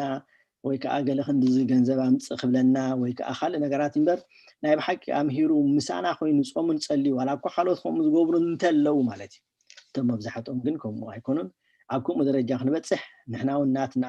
ግደ ሓላፍነት ክንስከም ከምቲ ሓንቲ ወይ ዝበልናዮ ሓላፍነት ክንስከም ኣለና ንናትና ዋላ እታ ዝተሓተት ሓላፍነት እንትኾን እታ ዝነኣሰት እንትኾን ሓላፍነት ክንወስዳ ንኻልእ ክንድርብ ኣይንኽእል ኢና ስለዚ ኣብቲ ጉዳይ እቲ ኩላትና መስርሕ ጌርና እንምለሰሉ መገዲ ማለት እዩ ነቲ ዝተነሳሕካሉ ሓጢኣት ደጊምካ ትፍፅሞ እንትኾንካ ነቲ ዝቐደመ ንስሓኻ ተጣዒስካሉ ኣለኻ ማለት እንታይ ኢሉና ኣሎ ዝተነሳሕካሉ ሓጢኣት ደጊምካ ትፍፅሞ እንትኾንካ ነቲ ዝቐደመ ንስሓ ተጣዒስካሉ ኣለኻ ማለት ኣይኮነን ያ ክትኮን ነይርዋ እዚኣ ምክንያቱ እንድሕር እንደገና ትፍፅሞ ኮንካ ማለት እዩ ስለዚህ ንስሓ ዘይቋርፅ መስርሕ ህይወት ከም ዝኾነ ከነስተውዕል ይግባአና ንስሓ ናብራ ምዃኑ ወርትክ ክዝከር ይግብኦ ናብራ ምዃኑ ወርትክ ክንዝክሮ ይግባአና ናብራና ክኸውን ኣለዎ መዓልታዊ ናብራና ምሸት ክንድቅስ ከለና ክንስሓ ንኽእል ኢና ድሕሪኡ ከዓ ልክዕ ከምቲ ጋርቤጅ ናይ ሰሙን ወይ ናይ ክልተ ቀነ መፅያ መኪና ትእክቦ ነተን ንኣሽቱ ጋርቤጃት ኣብ ሓደ ንእክቦ ምሞት ብዓብይ ጋርቤጅ ካ ናብታ መኪና ዝድርበ ከምኡ ከዓ ንሕና ንናትና ننشتي غاربيج مشيت نسحنا أتنا نتيجة أكبر غاربيج مترشوا أبتأ نسحنا خيلنا ندربيه مالك كم زي غيرنا أنا بتنسحا خن ملز نخل كن النازز نخل نفسنا خاخنا تصر نخل إزي كن الله ما مود نابراناي خون لهم معلتاو نابرانا لو متنسى لو مصباح خمزيكم كن قال لنا ملك أيكون معلتاو نابرانا مخانو كن فلت جنبانا مانياتو نتز نبرنا ناقدفنا يخن كيد كن كل علنا تزي لو نفس نبرنا ومن لاس ويكا او مش ملاق مالتي ابز مسرح زنتاي متص تفعل عليه نطقسين ابزي راسخا ممرمر قداماي مالتي راسخا ممرمر كس الناس كن مرمر تبل مالتي راسنان اكايدانان بعين املاح ممرمر يدلنا لبنا قال املاح ندحر عقيرو حلي خوينو بت قال املاح غيرنا انا نمرمرو قال املاح مستيات يبلنا لك جسنا مستيات سبيلنا كم نفس جميع كهولات ስለዚህ ነፍስና ኣብቲ ገጽና መስተያት ርኢና ነፍስና ከም ተዓራሪ ከምኡ ኣብቲ ቃል ኣምላኽ ርኢና ነፍስና ኣብ ውሽጥና ዘሎ ዝኣተወ ናይ ሓጢኣት መገዲ ከዓ ነተዓራርን ነስተኻኽሎን ማለት እዩ ኣብ ኤርምያስ 8:4-8 እንታይ ይብለና ጽን ኢለ ሰማዕኩ እግዚአብሔር ይኹም ብለ ጽን ኢለ ሰማዕኩ ቅንዕና ኣይዛረቡን ካብ ክፍኣቱ ዝጣዓስ እንታይ ዝገበርኩ ከዓ ዝብል የልቦን ከምቲ ናብ ኩናት ዝፋንን ፈረስ ነፍስ ወከፍ ይጎይሎ ኢሉ هدي إلو تايز جبر كلهم معنتي زبل سبيلن እግዚአብሔር ግን ንኹላትና ጽን ከም ዝብለና ግን ነስተውዕል ንኹላትና ማለት ንሕና ከምቲ ኣዴ ነቲ ውላዳ ጽን ትብል ታይ ጽን ትብል ገለገልጠም ደኸውን ገለ ደኸውን ወዲኡ ደኸውን ድምፁ ደሰማዕ ኣለኹ ገለ እንዳበለት ሓቂ ኣዴታትኩም ትገብራምሽ ተሎ ቦታት ማለት እዩ ቀንዲ ግን ኣዴታት እግዚአብሔር ካኹም ይጽን ብለና ተጣይሰ ዝብል ሰብ ደሎ ኢሉ የስተውዕል እዩ እግዚአብሔር ጽን ኢሉ ይሰማዓና ስለዚህ ነፍስና ንመርምር ተጋጊኢና ንበል ኣብ ነጋጊ የለዋን ናብራና ንግበሮ ልምድ ንግበሮ ንለማመዶ ካብ ነፍሰይ ጀሚርካ ማለት ቡይና ንመሃሩ ዘለና ክንለማመዶ ማእታኒ ካል እንታይ ብለና ቃል እግዚአብሔር ኩሉ ግዜ ርእስኻ ክንምርምረሉ አዚዝና ኣሎ ዝን መስተውዓል ማለት እዩ ቁጥሪ ገላትያ 6:4 እንታይ ብለና ነፍስ ወከፍ ጾጾሩ ክጸውሪ ሞ ነፍስ ወከፍ ነታ ግብሪ ሩሱ ይመርምር ይብለና ኣሎ እግዚአብሔር ካጽን ኢሉ ክሰማዓና እዩ ክረዳአና ኻዩ ይብና ኻዩ ምክንያቱ ወዱ ሰዲድልና እዩ ካብዚ ኣክል ካብዚ ዝብርትዕ ካብዚ ዝሓሸ ነገር የብልናን ፍቅሪ ኣርኢና ይብገር ፍቅሪ ሰሃቦ ለወልድ መንበሩ ኣብጾስ ከለማት ብለና ሲ ታ ፍቅሪ ሲ ካብ ሰማያት ኣውሪዳ ካብ ድንግል ማርያም ከም ዝውለድ ጌራት ኩሉ ስቃይ ከም ዝሓልፍ ዝገብረቶ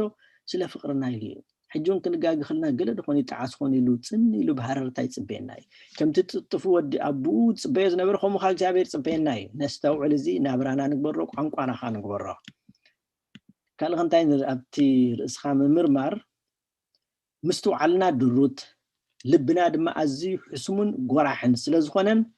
جزا ابسانا خسورنا سلازخل جزا ابسانا خسورنا خيلي داي كنذكرون خيلنا مغنياتو تزبدل اي ذكرني بدلنا كم ذكر صقم علينا اب لبونانا من تممان حديقنا እግዚአብሔር ንልብናን መገድናን መርሚሩ ክገልጸልና ምጽላይና ይግድን ሕጂዚ ዝያዳ አይና ንቀድም ንስጉም ዘለና እግዚአብሔር አምላክ ዛስዋይ ካን احنا ሕጂ ብዝፈለጥናየን ከፈለጥናየን በሐልዮን በገቢርን ዝገበርናዮ ዋላ ዝሐሰብናዮ ንሕና ንፈልጦ ይኹን ዘይንፈልጦ ኩሉ ሓጢያት እግዚአብሔር አምላክ ይቅርበለልና ንብልውን ካብዚ ተበጊስና ምክንያቱ ልብና ክፉዩ መሽጎራጉሩን ሞዳታ ዘይብሉ ኣብ ገሊኡ ክሕባእ ዝኽእል ከም ዝሽንፈላት ሓጺባ ዘይጽርብ በሃል ናና ስጋኹም እዩ ስለዚህ dropped it.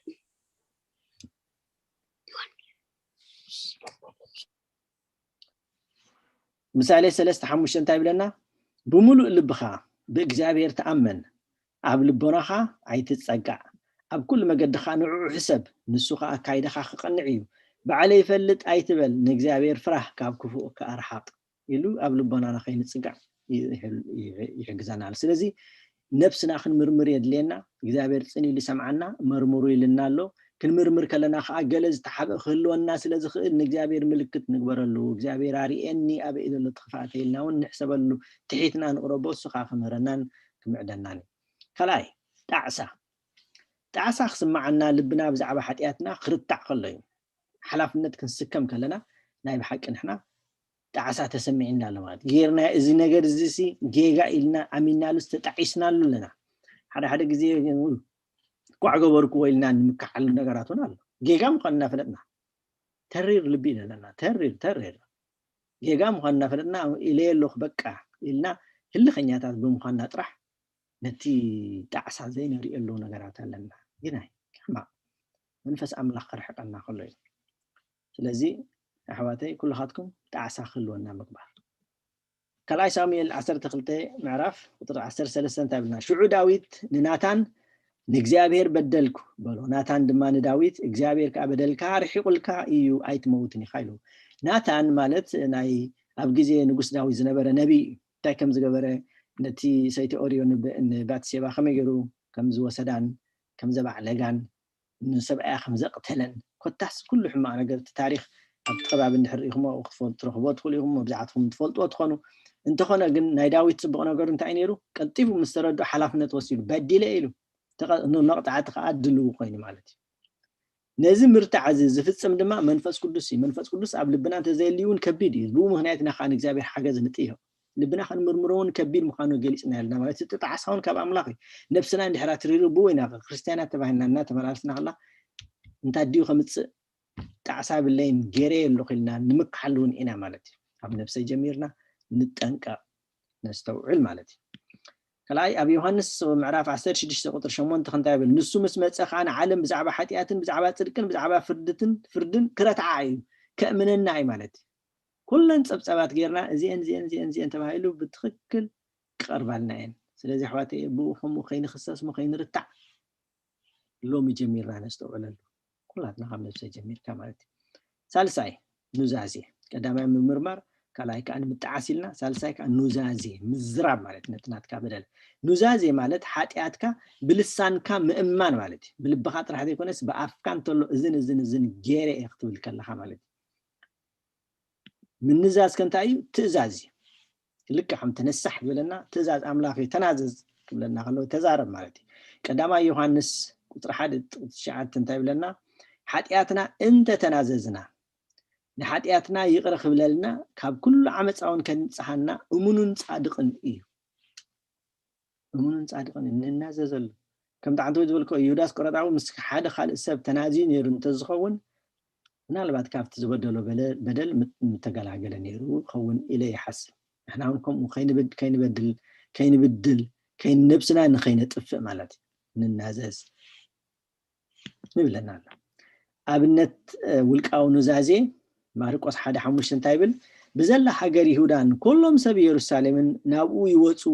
ብሓጢኣቶም እናተናዘዙን ኣብ ረባ ዮርዳኖስ ብኡ ይጥምቑ ነበሩ ብለና መን እዩ እዚ ኣብ ዮሐንስ መጥምቕ ማለት እዩ ዮሐንስ መጥምቕ ናይ ማይ ንስሓ ናይ ማይ ጥምቀት እናጠምቖም ኩሉ እናተነስሑ እንታይ ገብሩ ነይሮም ናብኡ ይመፁ ነበሩ ብለና እናተነስሑ ብሓጢኣቶም እናተናዘዙን እናተነስሑን ይጥምቑ ነበሩ ስለዚ ብውልቂ ማለት ይሳቶም እንደገና ከዓ ሃገራዊ ኑዛዜ ካሎ ንሕና ሓጢኣት ገበርና ኣበስና ኣብ ዳንኤል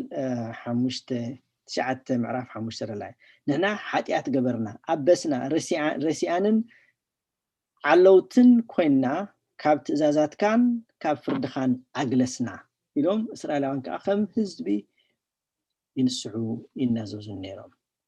ንሕና እውን ከም ህዝቢ ክንናዘዝ የድልየና ብፍላይ ብዝሒ ዘለና እዋን ትምክሕትና ክፉእ ዝነበረና ትዕቢት ብርቱዕ ናይ ብሓቂ ከም ህዝቢ ከምቲ ነህምያ ስለ እስራኤል ዝናዘዝ ዝነበረ ንስሓ ዝሓተተን ኣምላኽ ከምኡውን ከምኡ ዓይነት ዝኾኑ ሰባት ክህልውና እግዚኣብሔር ከምኦም ከፍሪ እግዚኣብሔር ሓግዝ ንዕና ግን በቲ ንፈልጦ ወገን ጌርና ንሕና ጥራሕ ዘይኮነ ስለ ህዝብና እውን ንነሳሕ ንናዘዝ ስለዚ ኑዛዜ ሳልሳይ ራብዓይ ግብራዊ እርማት ምግባር ማለት ግብራዊ እርማት ከንታይ ቅድሚ ንኣምላኽ ምሕረት ምልማና ማለት እዩ ቅድም ነቲ ዝገበርናዮ በደል ክንእርሞ ይግባእ ክእረም ዘለዎ ነገር ኣሎ ቅድሚ ንኣምላኽ ምግባርና ማለት ንዝሰረቕናዮ ምምላስ ንዝበደልናዮ ምኽሓስ ዝሓሰናዮ እንተሎ ናብቲ ዝሓሰናዮ ሰብ ከድና ሓሶት ከም ዝነገርናዮ ተኣሚንና ነቲ ሓቂ ምንጋር ነቲ ዝፀላእናዮ ሰብ ከም ዝፀላእናዮ ተኣሚንና ግብራዊ ፍቕሪ ምርኣይ ንዝተቐየምናዮ ሰብ ምሕረት መሃብን ምሕታትን ወዘተ እዚኦም ቶም ግብራዊ ስግምቱታት ማለት እዩ ኣክሽን ማለት ኣክሽን ፕላን ኣብ ሉቃስ 19:8 ይብለና ዘኬዎስ ከዓ ተንሲኡ ንጎይታይ እንሆ ፈረቓ ጥሪተይ ንድኻታት እህብ قال زعمت كنت لون 4 عطفي افديو 4 عطف خعطف قبراو سقمتي 4 عطفي كخحس مالتي قبراو سقمتي زكيوس كم زغبره كابز خنردع نخل حمشاي محرت ملمان دحريجنا انا املاك محرتنا لمن اتي خرم زغبو مس عرمنا مجمرات تعيسنا لنا تنازيزنا لنا زغبرنا نغير غيرنا لنا دحري انت بلنا اتي خرم زغبو مس عرمنا بزعبا اتزفصمنا يون زعرمنا يون بدل محرت خغبرلنا نلمن مالتنا املاك محرت خغبرلنا لقع خمتي طف ودي دقيم ودخا خونا كل مملاسو طرح ديكونسي تمليسو سويلو يكونن زويلو زاتو تمليسو لوم ودخا خونا يغبان انتاي داس باريا خونا لني دبل غبراو سغمتي وسيد ابوها نو يلو مالتي احنا غاقوم مالتي شاي صقا ملمان ناب تمساسال حاتيات دقيمنا نخين ودق مالتي نزي موداقن بصدق نمنبارن زخيل صقا خوابنا ممحصان املاح مالتي معناته እግዚአብሔር بزي بو الحنت خنغبراي نخيل هنا بتي سو زبنا حيل طرحنا كنبر نخيل ስለዚህ خين ودق قالعون صقا خحذرلنا እግዚአብሔር كردانا نلمون لمانو صقان محرتن الله ስለዚህ ነዚ صقا ዝንልምን ማለት ሁሉ በሐንሳብ ይትخيل ማለት ደግሞ አመጨረሻ ሽዑ እንታይ ንገብር ሰናይ ምግባር ንጅምር ማለት ናይ ሐቀኛን ቅቡልን ንስሓ መረጋገጺ እቲ ብድሕሪ ንስሓ እንገብሮ እንታይ ሰናይ ግብሪ እዩ ማሕተም ግበረሉ ማለት ናይ በሐቅ ተነሲሕና ንሕርኮይና ጽቡቅ ገለልካ ባዕ ዝገበርኮ ደይኮነሲ ስገበርናይ በበደልና ተጣይስናን ተናቲዝናን ምሕረት ለሚናን ጸጋ ተዋሂብናኻ መጨረሻ ጸጋ ወሃበናሞ ሰናይ ምግባር ክንክል ምክንያት ሰውነትና ንሓጢያት ጥራሕ ስለ ዝጎይ ማለት እሱ ከም ሰርቲፊኬት ገርና ክንሓስቦ ንክልና ንስሓና ንንስሓ ዝግባእ ፍረ ሰናይ ግብሪ እንተ ዘይፍርዩ ጥበራዊ ተዋስኦ ምንባሩ ርእሱ አቃሊዕ ሎ ማለት እንድሕር ሰናይ ግብሪ መጨረሻ ደይን ሪእሉ ኮይና ግንታይ ጥበራዊ ተዋስኦ ኢና ንሰርሕ ዘለና ከምዚ ድራማ ንሪኦ ናይ ሓሶት ድራማ ከምኡ ንገብር ኣለና ርእስና ኸንቃላዕ ኣለና ማለት ካብቲ እንፈርሆ ናብ ሓዊ ናይ ምድር ባይ ፍርድኻ ኣይከነምልጥን ኢና ምክንያቱ ብግቡእ ኣይተመለስና ሓቀኛን ቅቡልን ንስሓ ከም ዝተነሳሕና ክንረጋግፅ ምስ እንደሊ ነቲ ድሕሪ ንስሓ ዘሎ ኣካይዳና ኢና ክንምርምር ዝግባአና ማለት መጀመርያ ልብና መርሚርና ሓጢያትና ንደልሞ ንንስሕ መጨረሻ ናይ በሐቅ ንስሓን ምስ ወዳእና ንምርምሮ ነገራት ንሕርሃሊ ካብኡ ምምላስና ከረጋግፀልና ዝደሊ ዝገበርናዮ ግብራዊ ስጉምቲ ሰናይ ነገር ንዕኡ ንምርምር ተሓሎ ሰናይ ዝገበርኩ ኢልና ማለት ነዚ ኩሉ ክንገብር እግዚአብሔር አምላኽ ይሓግዘና እግዚአብሔር ንሰብ ነነዌ ዝመሓሮም ግብሮም ርእዩ እምበር ርእሶም ምሕሳኦም ርእዩ ጥራሕ ኣይኮነን ከም ዘለው እዮም ተመሊሶም ግብሮም ከዓ ቀይሮም እዮም ኣብ ዮናስ ምዕራፍ 3 ክንሪኦ ንኽእል ኢና ስለዚ ናብ ምጥቕላል ገጽና ኢና ንኸይድ ዘለና እታ ሰዓት እውን ንኣኸለት ምዃና ርዳእኒ ኣሎ ኣብ ዮናስ ምዕራፍ 3:10 ቅድም ኢልና ዝበልና ማለትና ይነነወ ኣምላኽ ከዓ ካብ እኩይ መገዶም እንተተመልሱ ካብ እኩይ መገዶም ከም እተመልሱ ግብሮም ረአየ ዝብለና ኣሎ 3 መዓልትን 3 ለይትን ጸይሞም ታዋኖም ግብሪ ርእዩ ማለት ውሳኔታት እዮም ገይሮም ግብሮም ረአየ ኣምላኽውን ከውርደሎም ኢሉ ዝተዛረቦ መዓት ተጣዕሰሉ ኣይገበሮን ከዓ እብለና ኣሎ ስለዚ ንሰብ ነነዌ ብጾምን ጸሎቶም ጥራሕ ኣይኮነን እንተሎ ብግብሮም ኣምላኽ ከዓ ካብ እኩይ መገዶም ከም እተመልሱ ግብሮም ረአየ ኣምላኽውን ከውርደሎም ኢሉ ዝተዛረቦ መዓት ተጣዕሰሉ ኣይገበሮን ከዓ እብለና ኣሎ ከምኡ ይግበረልና እንደገና ኣብ ማቴዎስ 3:8 እንታይ ብለና እምበኣርከስ ንንስሓ ዝበቅዕ ፍረ ግበሩ ድሕሪ ናይ በሐቅ ንስሓ ምዃን ድርእ እንታይ ፍረ ኣፍርዩ ማለት እቲ ፍረ እንታይ ትግብራዊ ስግም ሰናይ ነገር ዝግበር ድሕሪ ንስሓ ማለት እዚ እቲ ናይ በሐቂ ንስሓ መጨረሻኡ ዘፍሪ ማለት ፍረናት እዩ ፍረናይቲ ንገበርናዮ ምፅብፃባት ምስ ኣምላኽ ምምላስ ንሪኦ ዘለና ነገራት ማለት እዩ ኣብ ሮሜ 13:12 እንታይ ብለና ለይቲ ሓሊፉ መዓልቲ ቀሪባ እያ እሞ ግብር ጸልማት ካባና ደርቢናስ ኣጽዋን ብርሃን ንልበስ ይብለና ናይ በሐቂ እግዚአብሔር አምላኽ ኣጽዋር ብርሃን ክንለብስ ንሱ ይሓግዘና ኣብቲ እኹል ዝኾነ እግዚአብሔር ዝቕበሎ ንስሓ በቂዕና ፍረ ኸነፍሪ ፍረ ክነፍር ማለት እዩ እግዚአብሔር ይሕግዘና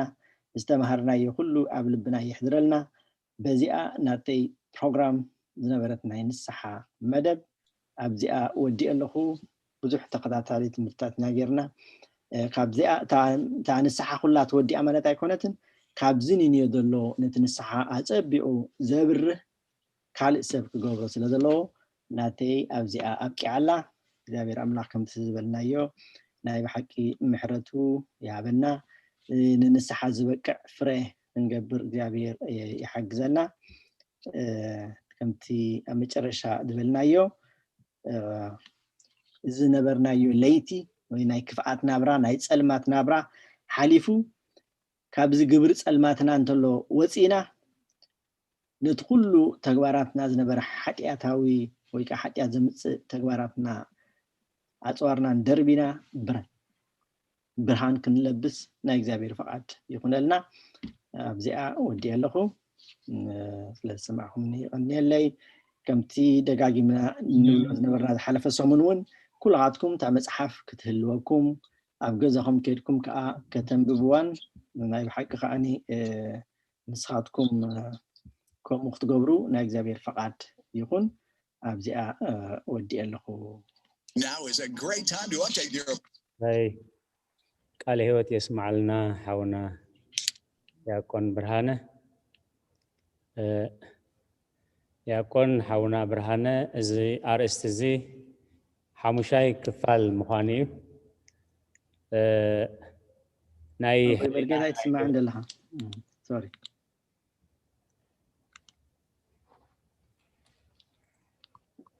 ሕጂኸ ኦኬ ይስማዕላ ሕራይ ዝኸበርኩም ተኸታተልቲ ናይዚ ቅዱስ ኣገልግሎት ሓውና ዲያቆን ብርሃነ ሓሙሻይ ክፋል ዮመ ኣቕሪቦምልና ሎም መዓንቲ ኣብዚ ዝቐንየና ኣገልግሎት ናይ ሕሊናን ናይ ተግባርን ናይ ሞያን ምድላዋት እናገበሩ ኣብ ግዚኦምን ኣብ ሰዓቶምን እናተረኽቡ ንዝሃብዎ ኣገልግሎት ዓብይ ኣብነታዊ እዩ እሞ ብስም ኩላትኩም ተኸታተልትና ቃለ ህይወት የስማዓልና ይብል ኣሜን ካብዚ ቀፂልና ናብ ሕቶን መልስን ኢና ክንከይድ ኣብዚ ዝመሃርዎ ናይ ሓሙሽተ ክፋላት ሕቶታት እንድሕር ኣሊና ኮይኑ ሎም መዓንቲ እንተበፂሕናዮ ፅቡቕ እንተዘይበፂሕናዮ ዝመፅእ ሶሉስ ናይ ሕቶን መልስን ግዜ ክንገብሮ ኢና እንድሕር ሕቶ የብልናን ኢልና ሎም መዓንቲ እንድሕር ወዲእናዮ ከዓ ካብ ዝመፅእ ሶሉስ ነዚ ካልኣይ ክፋል ዝብል ንስሓ ዘቕርቡልና ኣበይ ቀሺ ኣፈወርቂ ካብ መድሃኒ ዓለም ቤተክርስትያን ኣትላንታ ዮመ ሕጂ ናብ ሕቶን መልስን ክኸይድ ኣለው ሓውና ዲያቆን ብርሃነ መድረኽ ኣለው ናይ ጉባኤ ግዜ እዩ ግዜ ከይወስደልኩም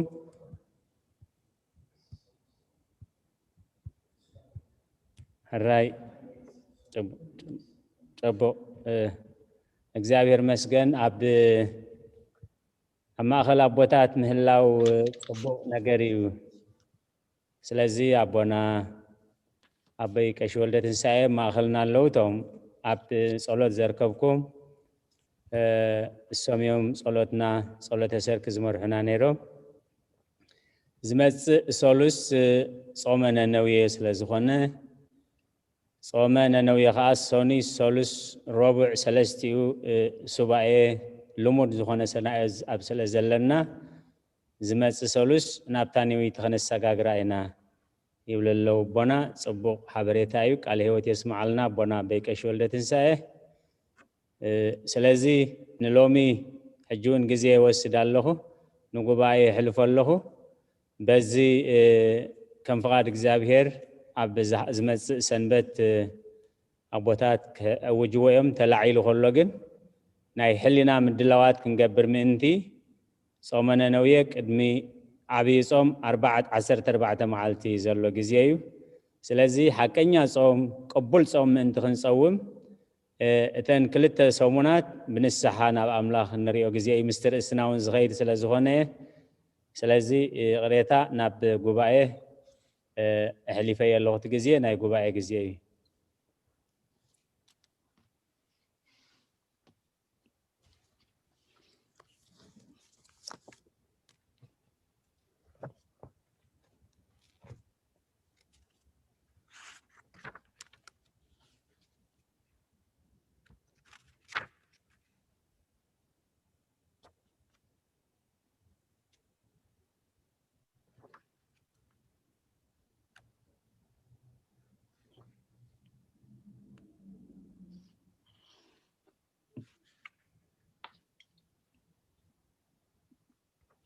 كما يوعلكم أبوتات እግዚአብሔር መስገን ገብረ አማኑኤል ዘአማኑኤል ከመይ ውዒልካ እግዚአብሔር መስገን አቡና ዲያቆን ዶክተር ብርሃነ ብጣዕሚ ይቀኒልና ናይ ውሓቂ ቃለ ህይወት ተስማዓልና ጽቡቅ ጌርካ ኢኻ ትረድአና ዘለኻ ብጣዕሚ ይቀኒልና ናተይ ሕቶሲ ካብ ቀዳማይ እንዲ ሒዝያ ነይረታ ሕቶ ግን ከመይ ገይረ ከም ዘቕርባስ كأخاخبا إفتينا جن من صعبيات إني راح أجي جن فتنا لقو أبتا حتى أسي مقبارنا أي مقبارني تبل أي تقبر استوى هالكاين قبر استوى هالكايني حجي أنت يقبل أبغى زي أوريت حق مسيم مسمعته حقتات مسمعته سبات بو تقيدهم حتى يحمخان فلتو يقبروا أي قبر نيرو حراي قويتاي سكرسوس مسمعته خات زازات على مسوقة مستحقتات سب كساب حجة قاعد يفلنا مالتي ناتي حتو أبتا أب أريد دفترة دنوبرو أبوتات مالتي حقي أين برن حتى يعطون كميل نيرو تشعر جدي معناته إن حرب أب رومي 15 سلسلة إن حري إخايا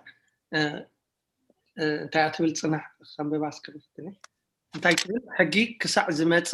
حتيات أب علم نبرة أمه أب تجي أبتي حق زولوجي جنا أبو حتيات هيكون صار النيرو يعتبر حجي عند حرينا يو أبتي جزء خم أسلا زغانة ديو ويس أبوتا تاو تجزء زنبرو نمثالي دحان أبونا أبراهام سني سبيت كلت نستي تيحوات نيرو أبرئ إنكات ناتن أقلقلت خباتاتن هون نابتن داخدس ولد نيرو أبونا يعقوب مالته حجي أوس ستيل إجزابيرو نيبارو نيرو مالته دحراي ندحرينا ولا دحراي حق مسمته أبونا داوود بزح تزازات حقتات إجزابير حل يتحس نيرو عندن ستيل إجزابير وارو نيرو كن ينسح نيرو أبنا أبونا يعقوب أيرا أنا ولا أب حدار كمان ندحرينا أب أريد أب حقي ورقتها هي بكاتا فانو يدبل أب حدش كدام كأخ فتحة أي تخليني خاتبل حجم ساعة تحازب زعباني حاتيات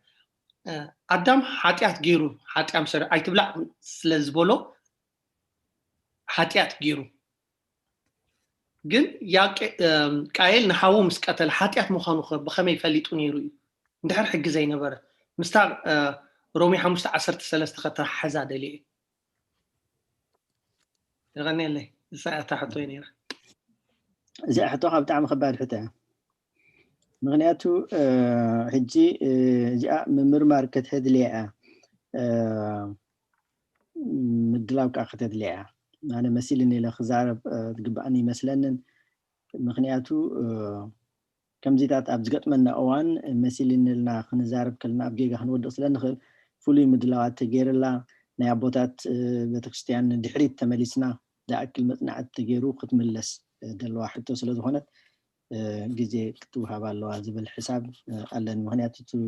تحقي كساعد مسحات أتابع عالم نبرم موز بالله إلى بناتي ملسا عيدلني كسجرا مرت من الوقت زما بوتات أبدلو خا بلت ملستلياتهم كا نابهم كحلفاء بحافي شو جن تحقي أبكال بوتان دحرنا تحقي قص عنا إلنا حقتات كا أبوري ستوعيبي حق توعيبي أبزي بخمية مسؤول لهم زبالكو مثناء تقبر على الله أبتي نايوري تكن حق نيري عين الزاد في عين تفق إيد قرص كم زغبرو كوتاس ماليا دي بالحقتاتي نقول غيرهم كودو سلا زي كالو خايم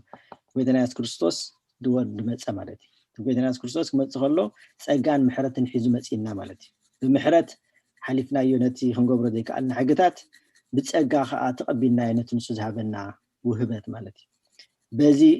غيرنا زي نفلط نغرات ስለዝኾነ በዚ خا ممرحنان مخيدينان كند خا مواسينان ስለዝኾነ እዚ ክንዛረበሉ دلنا ጉዳይ እዩ او تلفقن اذا نايزي اقم دلوات غيرنا بزقصل كنريا يحايش بالحساب يلالني ابوتات ملستلات تكون علىكم راي قال هيوت يسمع لنا يكون هنا برهانه ምናልባት መወከሲ ኣብዚ መጽእ ጊዜና ክሰፍሕ ይኽእል እዩ እቲ ሕጊ ልቦና ሕጊ ጽሑፍ ተባሂሉ ኣብ ክልተ እዩ ዝኽፈል ስለዚ እቲ ሕጊ ልቦና ሽዑ ንሽዑ ተዋሂቡ እዩ ምክንያቱ ካብዚኣ እንተበሊዕኻ ሞት ክትመውት ኢኻ ዝብል እቲ ሕጊ ሽዑ ንሽዑ ተዋሂቡ እዩ ማለት ስለዚ ሕጊ ምስ መፀ ዝብል ዘሎ እቲ ነቲ ሕጊ ጽሑፍ እዩ ኣብ ሄኖክ ምዕራፍ 19 ከዓ እንታይ ዝብል ሰብ بقليم قلم ሃይማኖት خصنا አይተፈጥረን ይብል ካብ ሕጊ ልቦና ምስ ወፀ ካብ ሕጊ ልቦና ምስ ወደቀ እዩ ሕጊ ጽሑፍ መሲ ሕጊ ጽሑፍ ከዓ ካብ ሙሴ ዝጅምር ማለት ስለዚ ከዓ እዩ ካብ ሙሴ ኢሉ ዝጠቕሶ ማለት ስለዚ ኩሎም ካልኦት ፍጥረታት ግን ብሕጊ ልቦና እዮም ዝነብሩ ዘለዉ ሳብ ዝሰዓዝ ማለት ሰብ ግን ነዚ ሕጊ ልቦና እዚ ብጸጋ እግዚአብሔር ብምፍራስ ስለዘጥፎ بحق لبونا كنبر عقمي مسانه كم بروز خيل حق صحف حق موسيه تواهيبو مالتي سلازي ابستفال عليه بتنابرانا انسساتات ندحرينا بحق لبونا ينبرو يعقوب كم زنا غبره ايتقصعن زبل حسابون مسي نيرو حدا እግዚአብሔር ከምቲ ያቆን ብርሃነ ገልጾ ወጸኑ ሕግ እግዚአብሔር ፍጹም ዋላ ሰባት ክንግህሶ ክንስዕሮ እንተደለና ሕግ እግዚአብሔር ፍጹም ውሁብ እዩ ማለት ምክንያቱ ነቲ ብሕግ ጽሑፍ ክፈትሓን ተደልዩ ዝኾነ ወረቀት ሂቡ ክፈትሓ ይኽእል እዩ ኢሎም ከም ሕጊ ሰሪዖሞ ዝነበሩ ንጎይታና ኢየሱስ ክርስቶስ ምስ መጽ ከዓ ከምኡ ክገብረሎም ምስ ሓተትዎ ስለምንታይ ዳ ሙሴ መፍትሒ አሂቡ ክሰዳ ዝፈቀደ ኢሎም ምስ ሓተትዎ ሙሴስ ብተር ልብኹም ኣንስትኹም ክትፈትሑ ፈቂድልኩም ስለዚ ካብ ሓደ ሰብኣይ ምስ ሓንቲ ሰበይቲ ምስ ሓደ ሰብኣይ ካብ ፍጥረት ዓለም ክሳብ ሕጂ ዘሎ ጸኒሑ ሕጊ እግዚአብሔር እዩ እቶም ብኸምኡ ዝኸዱ ከዓ ዝቕፅዑ ተቐፂዖም ልዮም ዝንስሑ ከዓ ብንስሓ ተመሊሶም ልዮም ስለዚ ኣብ ብሉይ ኪዳን ስለዝነበሩ ኣንስቶም ገዲፎም ናብ ካልእ ኣንስቲ እንዳኸዱ እግዚአብሔር ሸለሊሉ ይርዮም ነይሩ እግዚአብሔር ንዝሙት ብዓይኒ ጽድቂ ይርዮ ነይሩ ክንብል እቲ ሕጊ ኣይሕልፈናን ኣይኺደናን እዩ ማለት ስለዚ ኣብ ዝመጽእ ኣስፊሕና ክንሕዛ ብዝተኻእለ መጠን ግን ከምዚ ይመስል ብል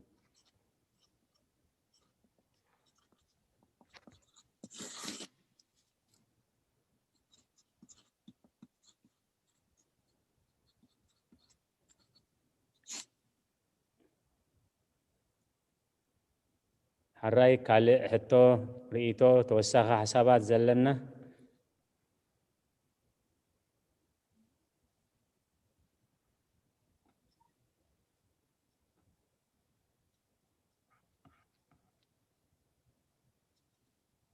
السلام كما يوعيكم كما يمسيكم እግዚአብሔር መስገን حونا بيتروس كما يمسيكم صبوغ እግዚአብሔር መስገን كل سلام مجمريا أنينا دكتور برهاني ينزلكم أنيلا مسكين يا حتى أغلتني يهودا تزت عسنيرو أغريتا تزحتت نيرو متى محردو نيرو ومغنياتو قالوا يزبلكم قالوا هم يزبل حج انت إلا كمتي خنوادا درم كلنا ترينا يومسي أي بحكي بدي لإلو كوي بلبو بدي لإلو تجنزبون وسيدة إلو مليس اللهم كوي عدل إلو مليس اللهم سمعين قبلنا مسؤول دربي اللهم خيرو أي تتعمل لنا تنسل سلازي إذن أي متعاس ملكت أي من الصح ملكت يمثل الله قل مولو أي قبرون تقتل هذا اللي أنت تسفح جبر نيرو حد أنت أيله من على بعد تننازز نيرو كم زي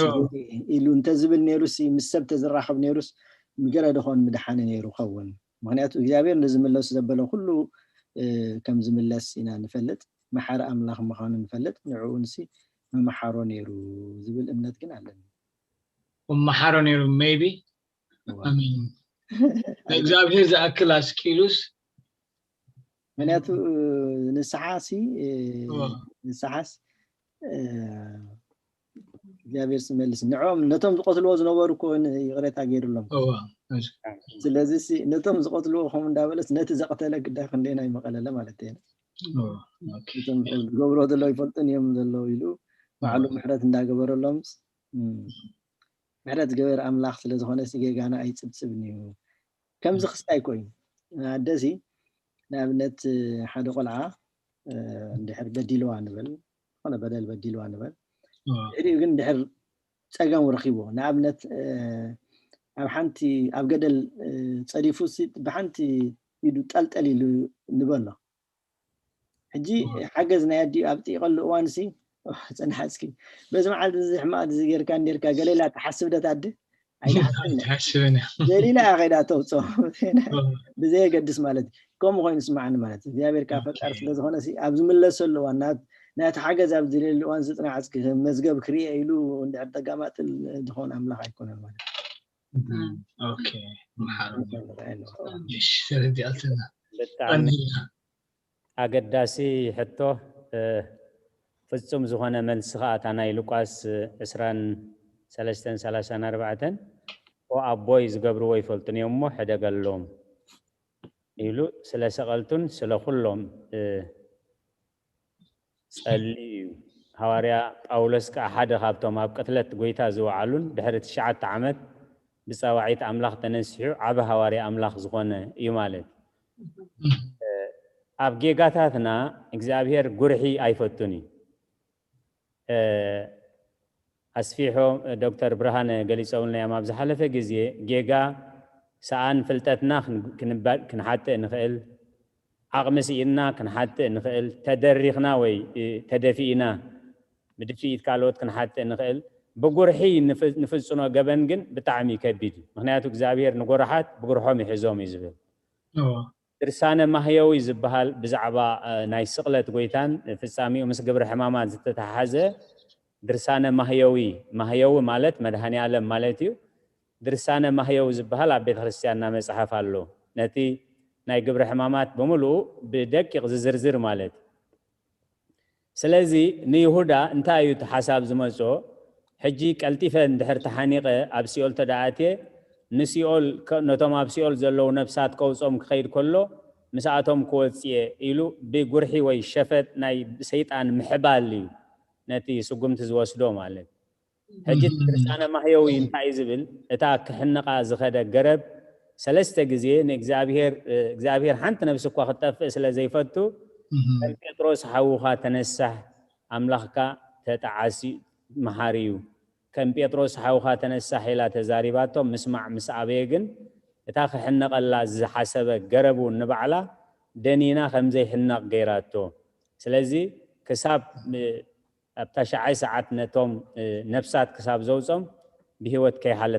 كي حالف سنيهو سلازي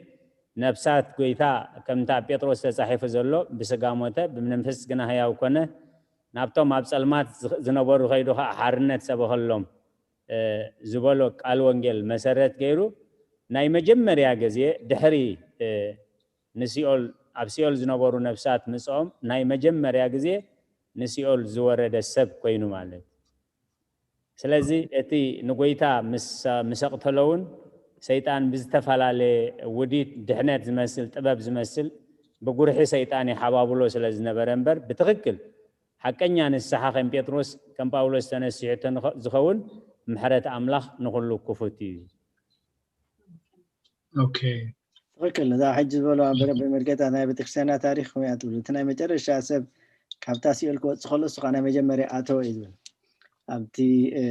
نبت خسنا خمس ولا أبت درسانة محيوي. سو مثنايت مستم كريستوس زاد حنام كدحني لو خاطر خلهم.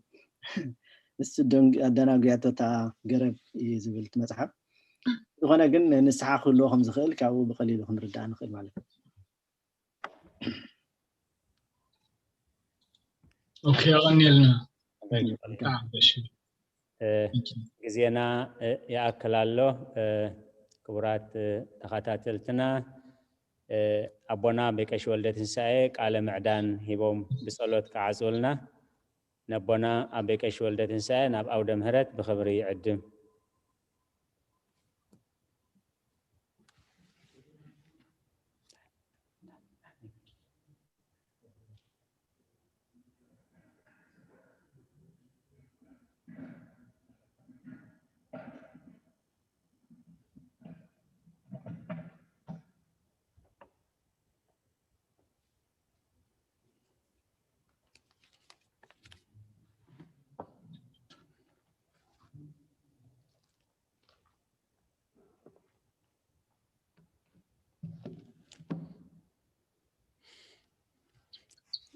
ሓራይ ከኩልኹም ኣቦታትን ኣዴታትን ኣሕዋትን ኣሓትን ከመይ ውዒልኩም ከመይ ቀኒኹም እግዚአብሔር ኣምላኽና ዝተመስገነ ይኹን ኣሜን ሓውና ዲያቆን ዶክተር ብርሃነ ድማ ቃለ ህይወት የስማዓልና ናይ ብሓቂ ሕቶ ዘየድልዮ ንጹር ምስ መወከሲኡ እግዚአብሔር ኣምላኽ መንፈስ ቅዱስ ልኢኹ ገሊጽሉ ኣብ ውሽጥኻ ዝኣቱ ክምህረና ቀኒ እሞ ዝያዳ ድማ ኣብታ መዕፀዊት መልእኽቱ ድማ ናይ ሎም መዓልቲ ድማ ዝመቀረት ነይራ እሞ እግዚአብሔር ኣምላኽና ንሓውና ዝሃበና ምስጋና ይብፅሓዮ ኣሜን ንሓውና ዲያቆን ድማ ኣብ ኣገልግሎትካ ኣብ ኩሉ ጉዕዞኻ ድማ እግዚአብሔር ምሳኻ ይኹን እግዚአብሔር ኣገልግሎትካ ይባርኽ ኣሜን ኣብታ ናይ ይሁዳ እንዴ ንእሽተይ ክብል ደልየ ምጥዓስ ጥራሕ ጠቕሚ የብላን ምክንያቱ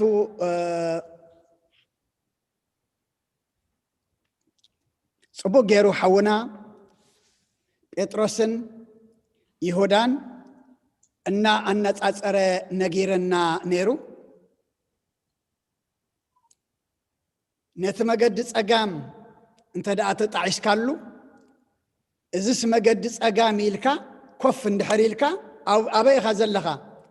ኣብቲ መገዲ ጸጋም ኢኻ ዘለኻ ኣምሳይኡ ግን ተተጣዒስካ ካብቲ መገዲ ጸጋም ወፂኻ እንታይ ክትሕዝ ኣለካ መገዲ የማን ክትሕዝ ኣለካ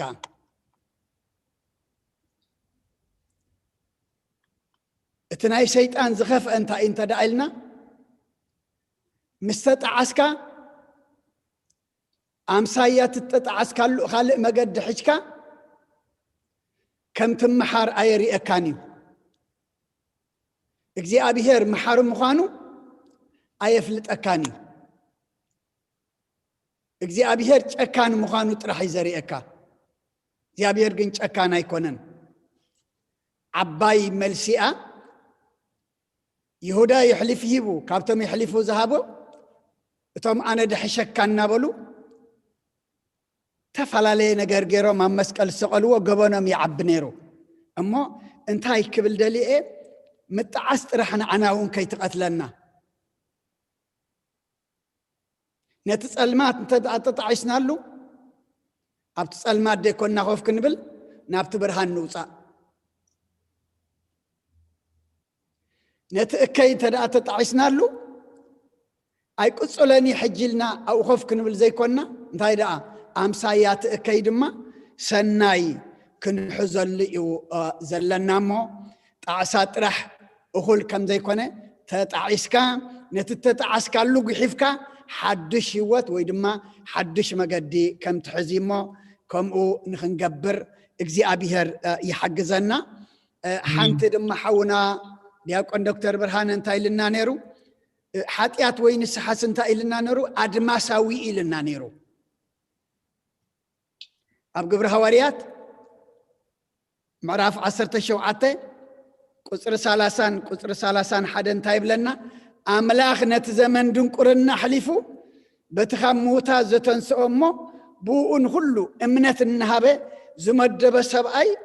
ንዓለም ብፅድቂ ዝፈርደላ መዓልቲ ወሲኑ ስለ ዘሎሲ ኣብ ኩሉ ቦታ ንቡ ዘሎ ሰብ ክንስሕ እንታይ ይገብር ኣለኹ እነግር ኣለኹ ኣብ ኩሉ ቦታ ንኩሉ ሰብ ኣድማሳዊ ዘብሎ እዚ እዩ ኣብ ኩሉ ቦታን ንዝኾነ ሰብሲ ክንሳሕ እነግር ኣለኹ ባር ከምቲ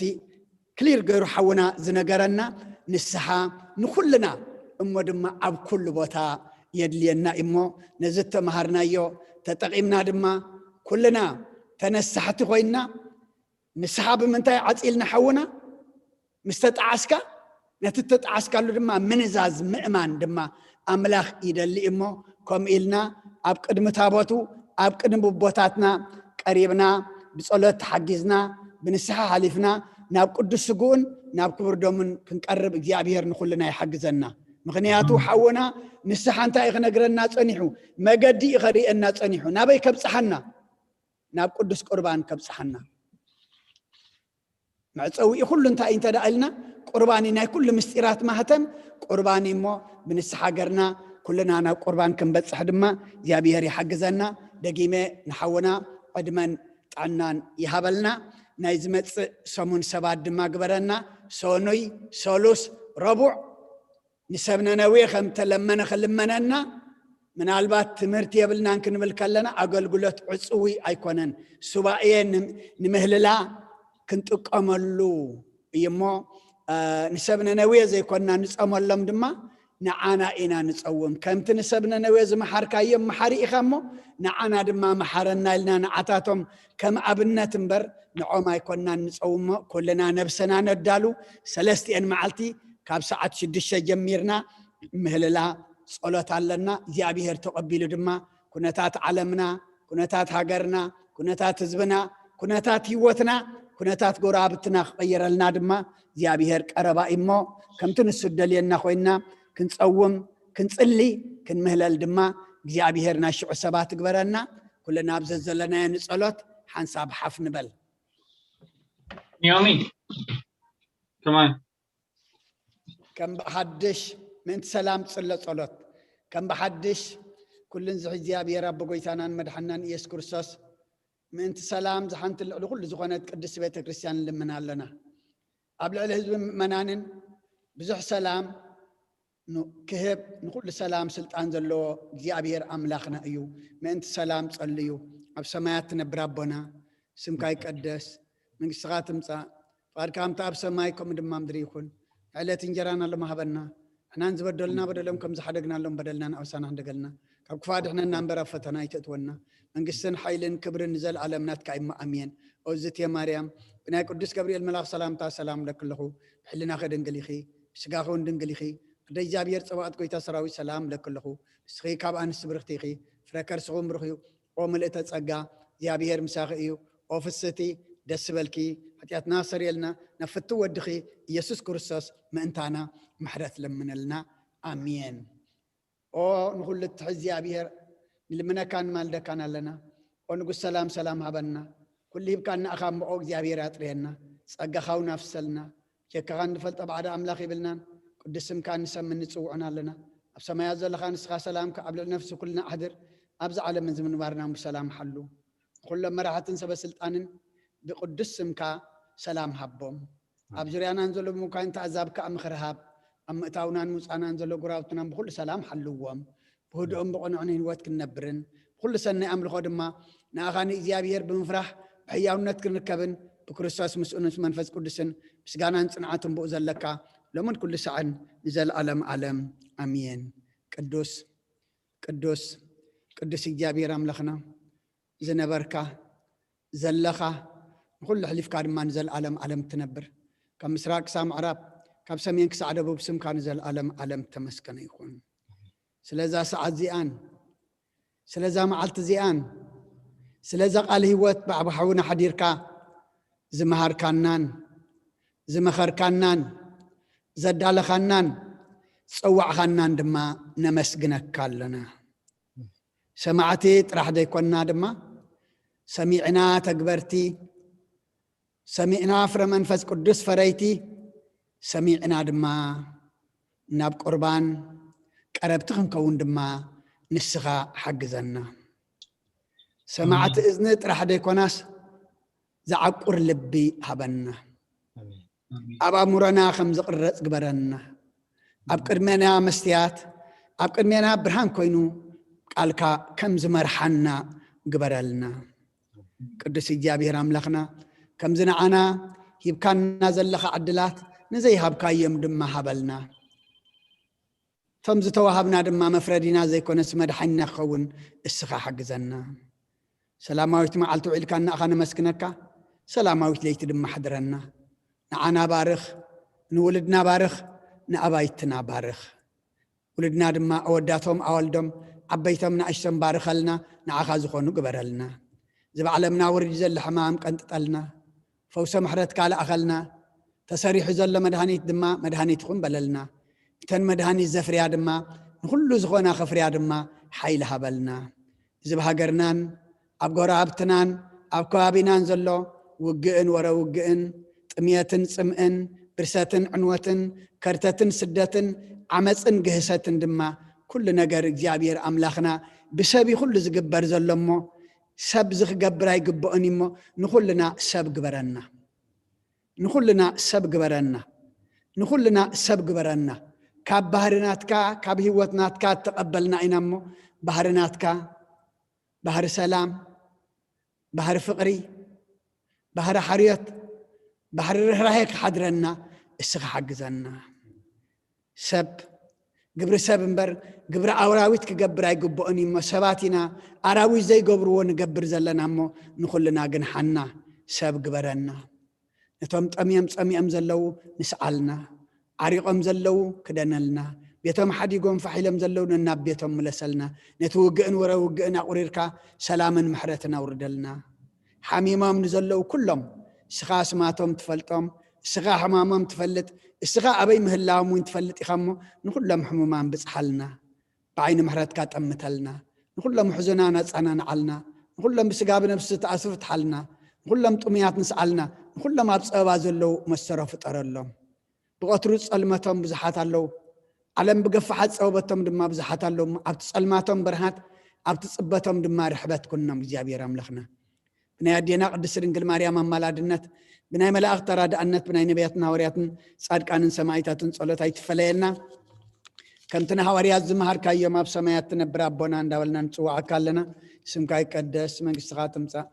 فأركام تاب سمايكم دما مدري كنا على تنجرانا لما حبنا احنا نزودلنا بدلهم كم زحدقنا لهم بدلنا وسنا دقلنا أو كفاد احنا نمبر فتنا يتأتونا من قصنا حيلين كبر نزل عالمنات كائم أمين وزت يا مريم بناي قدس جبريل ملاك سلام لك له بحلنا خدن قليخي بسقاخون دنقليخ هذا جابير صفات كويتا سراوي سلام لك له سخيكوان السبرختي خيف ركر سخم رغم تسقى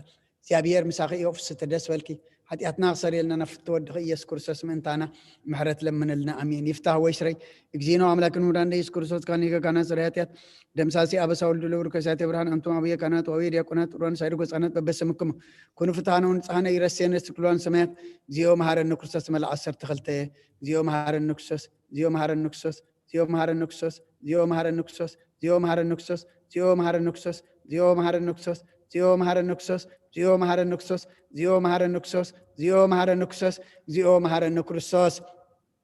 بزحلفه محرنا بزمصد محلونا بعفن منفس قدس بأنت اجزتنا مريم مهار النكرسوس مال عصر تخلته بأنت مريم مهار النكسوس بأنت مريم مهار النكسوس بأنت مريم مهار النكسوس بأنت مريم مهار النكسوس بأنت مريم مهار النكسوس بأنت مريم مهار النكسوس بأنت مريم مهار النكسوس بأنت مريم مهار النكسوس بأنت مريم مهار النكسوس بأنت مريم مهار النكسوس بأنت مريم مهار النكسوس بأنت مريم مهار النكسوس ጸጋ ጎይታና ኢየሱስ ክርስቶስን ፍቅሪ እግዚአብሔር አቦን ሕብረት መንፈስ ቅዱስን ምሳይን ምስ ኩልኹምን ይኹን ስለ ኩሉ እግዚአብሔር አምላኽና ምስጋና ይብጽሐዮ ብሩኽ ለይቲ ይግበረልና ደሃን ሕደሩ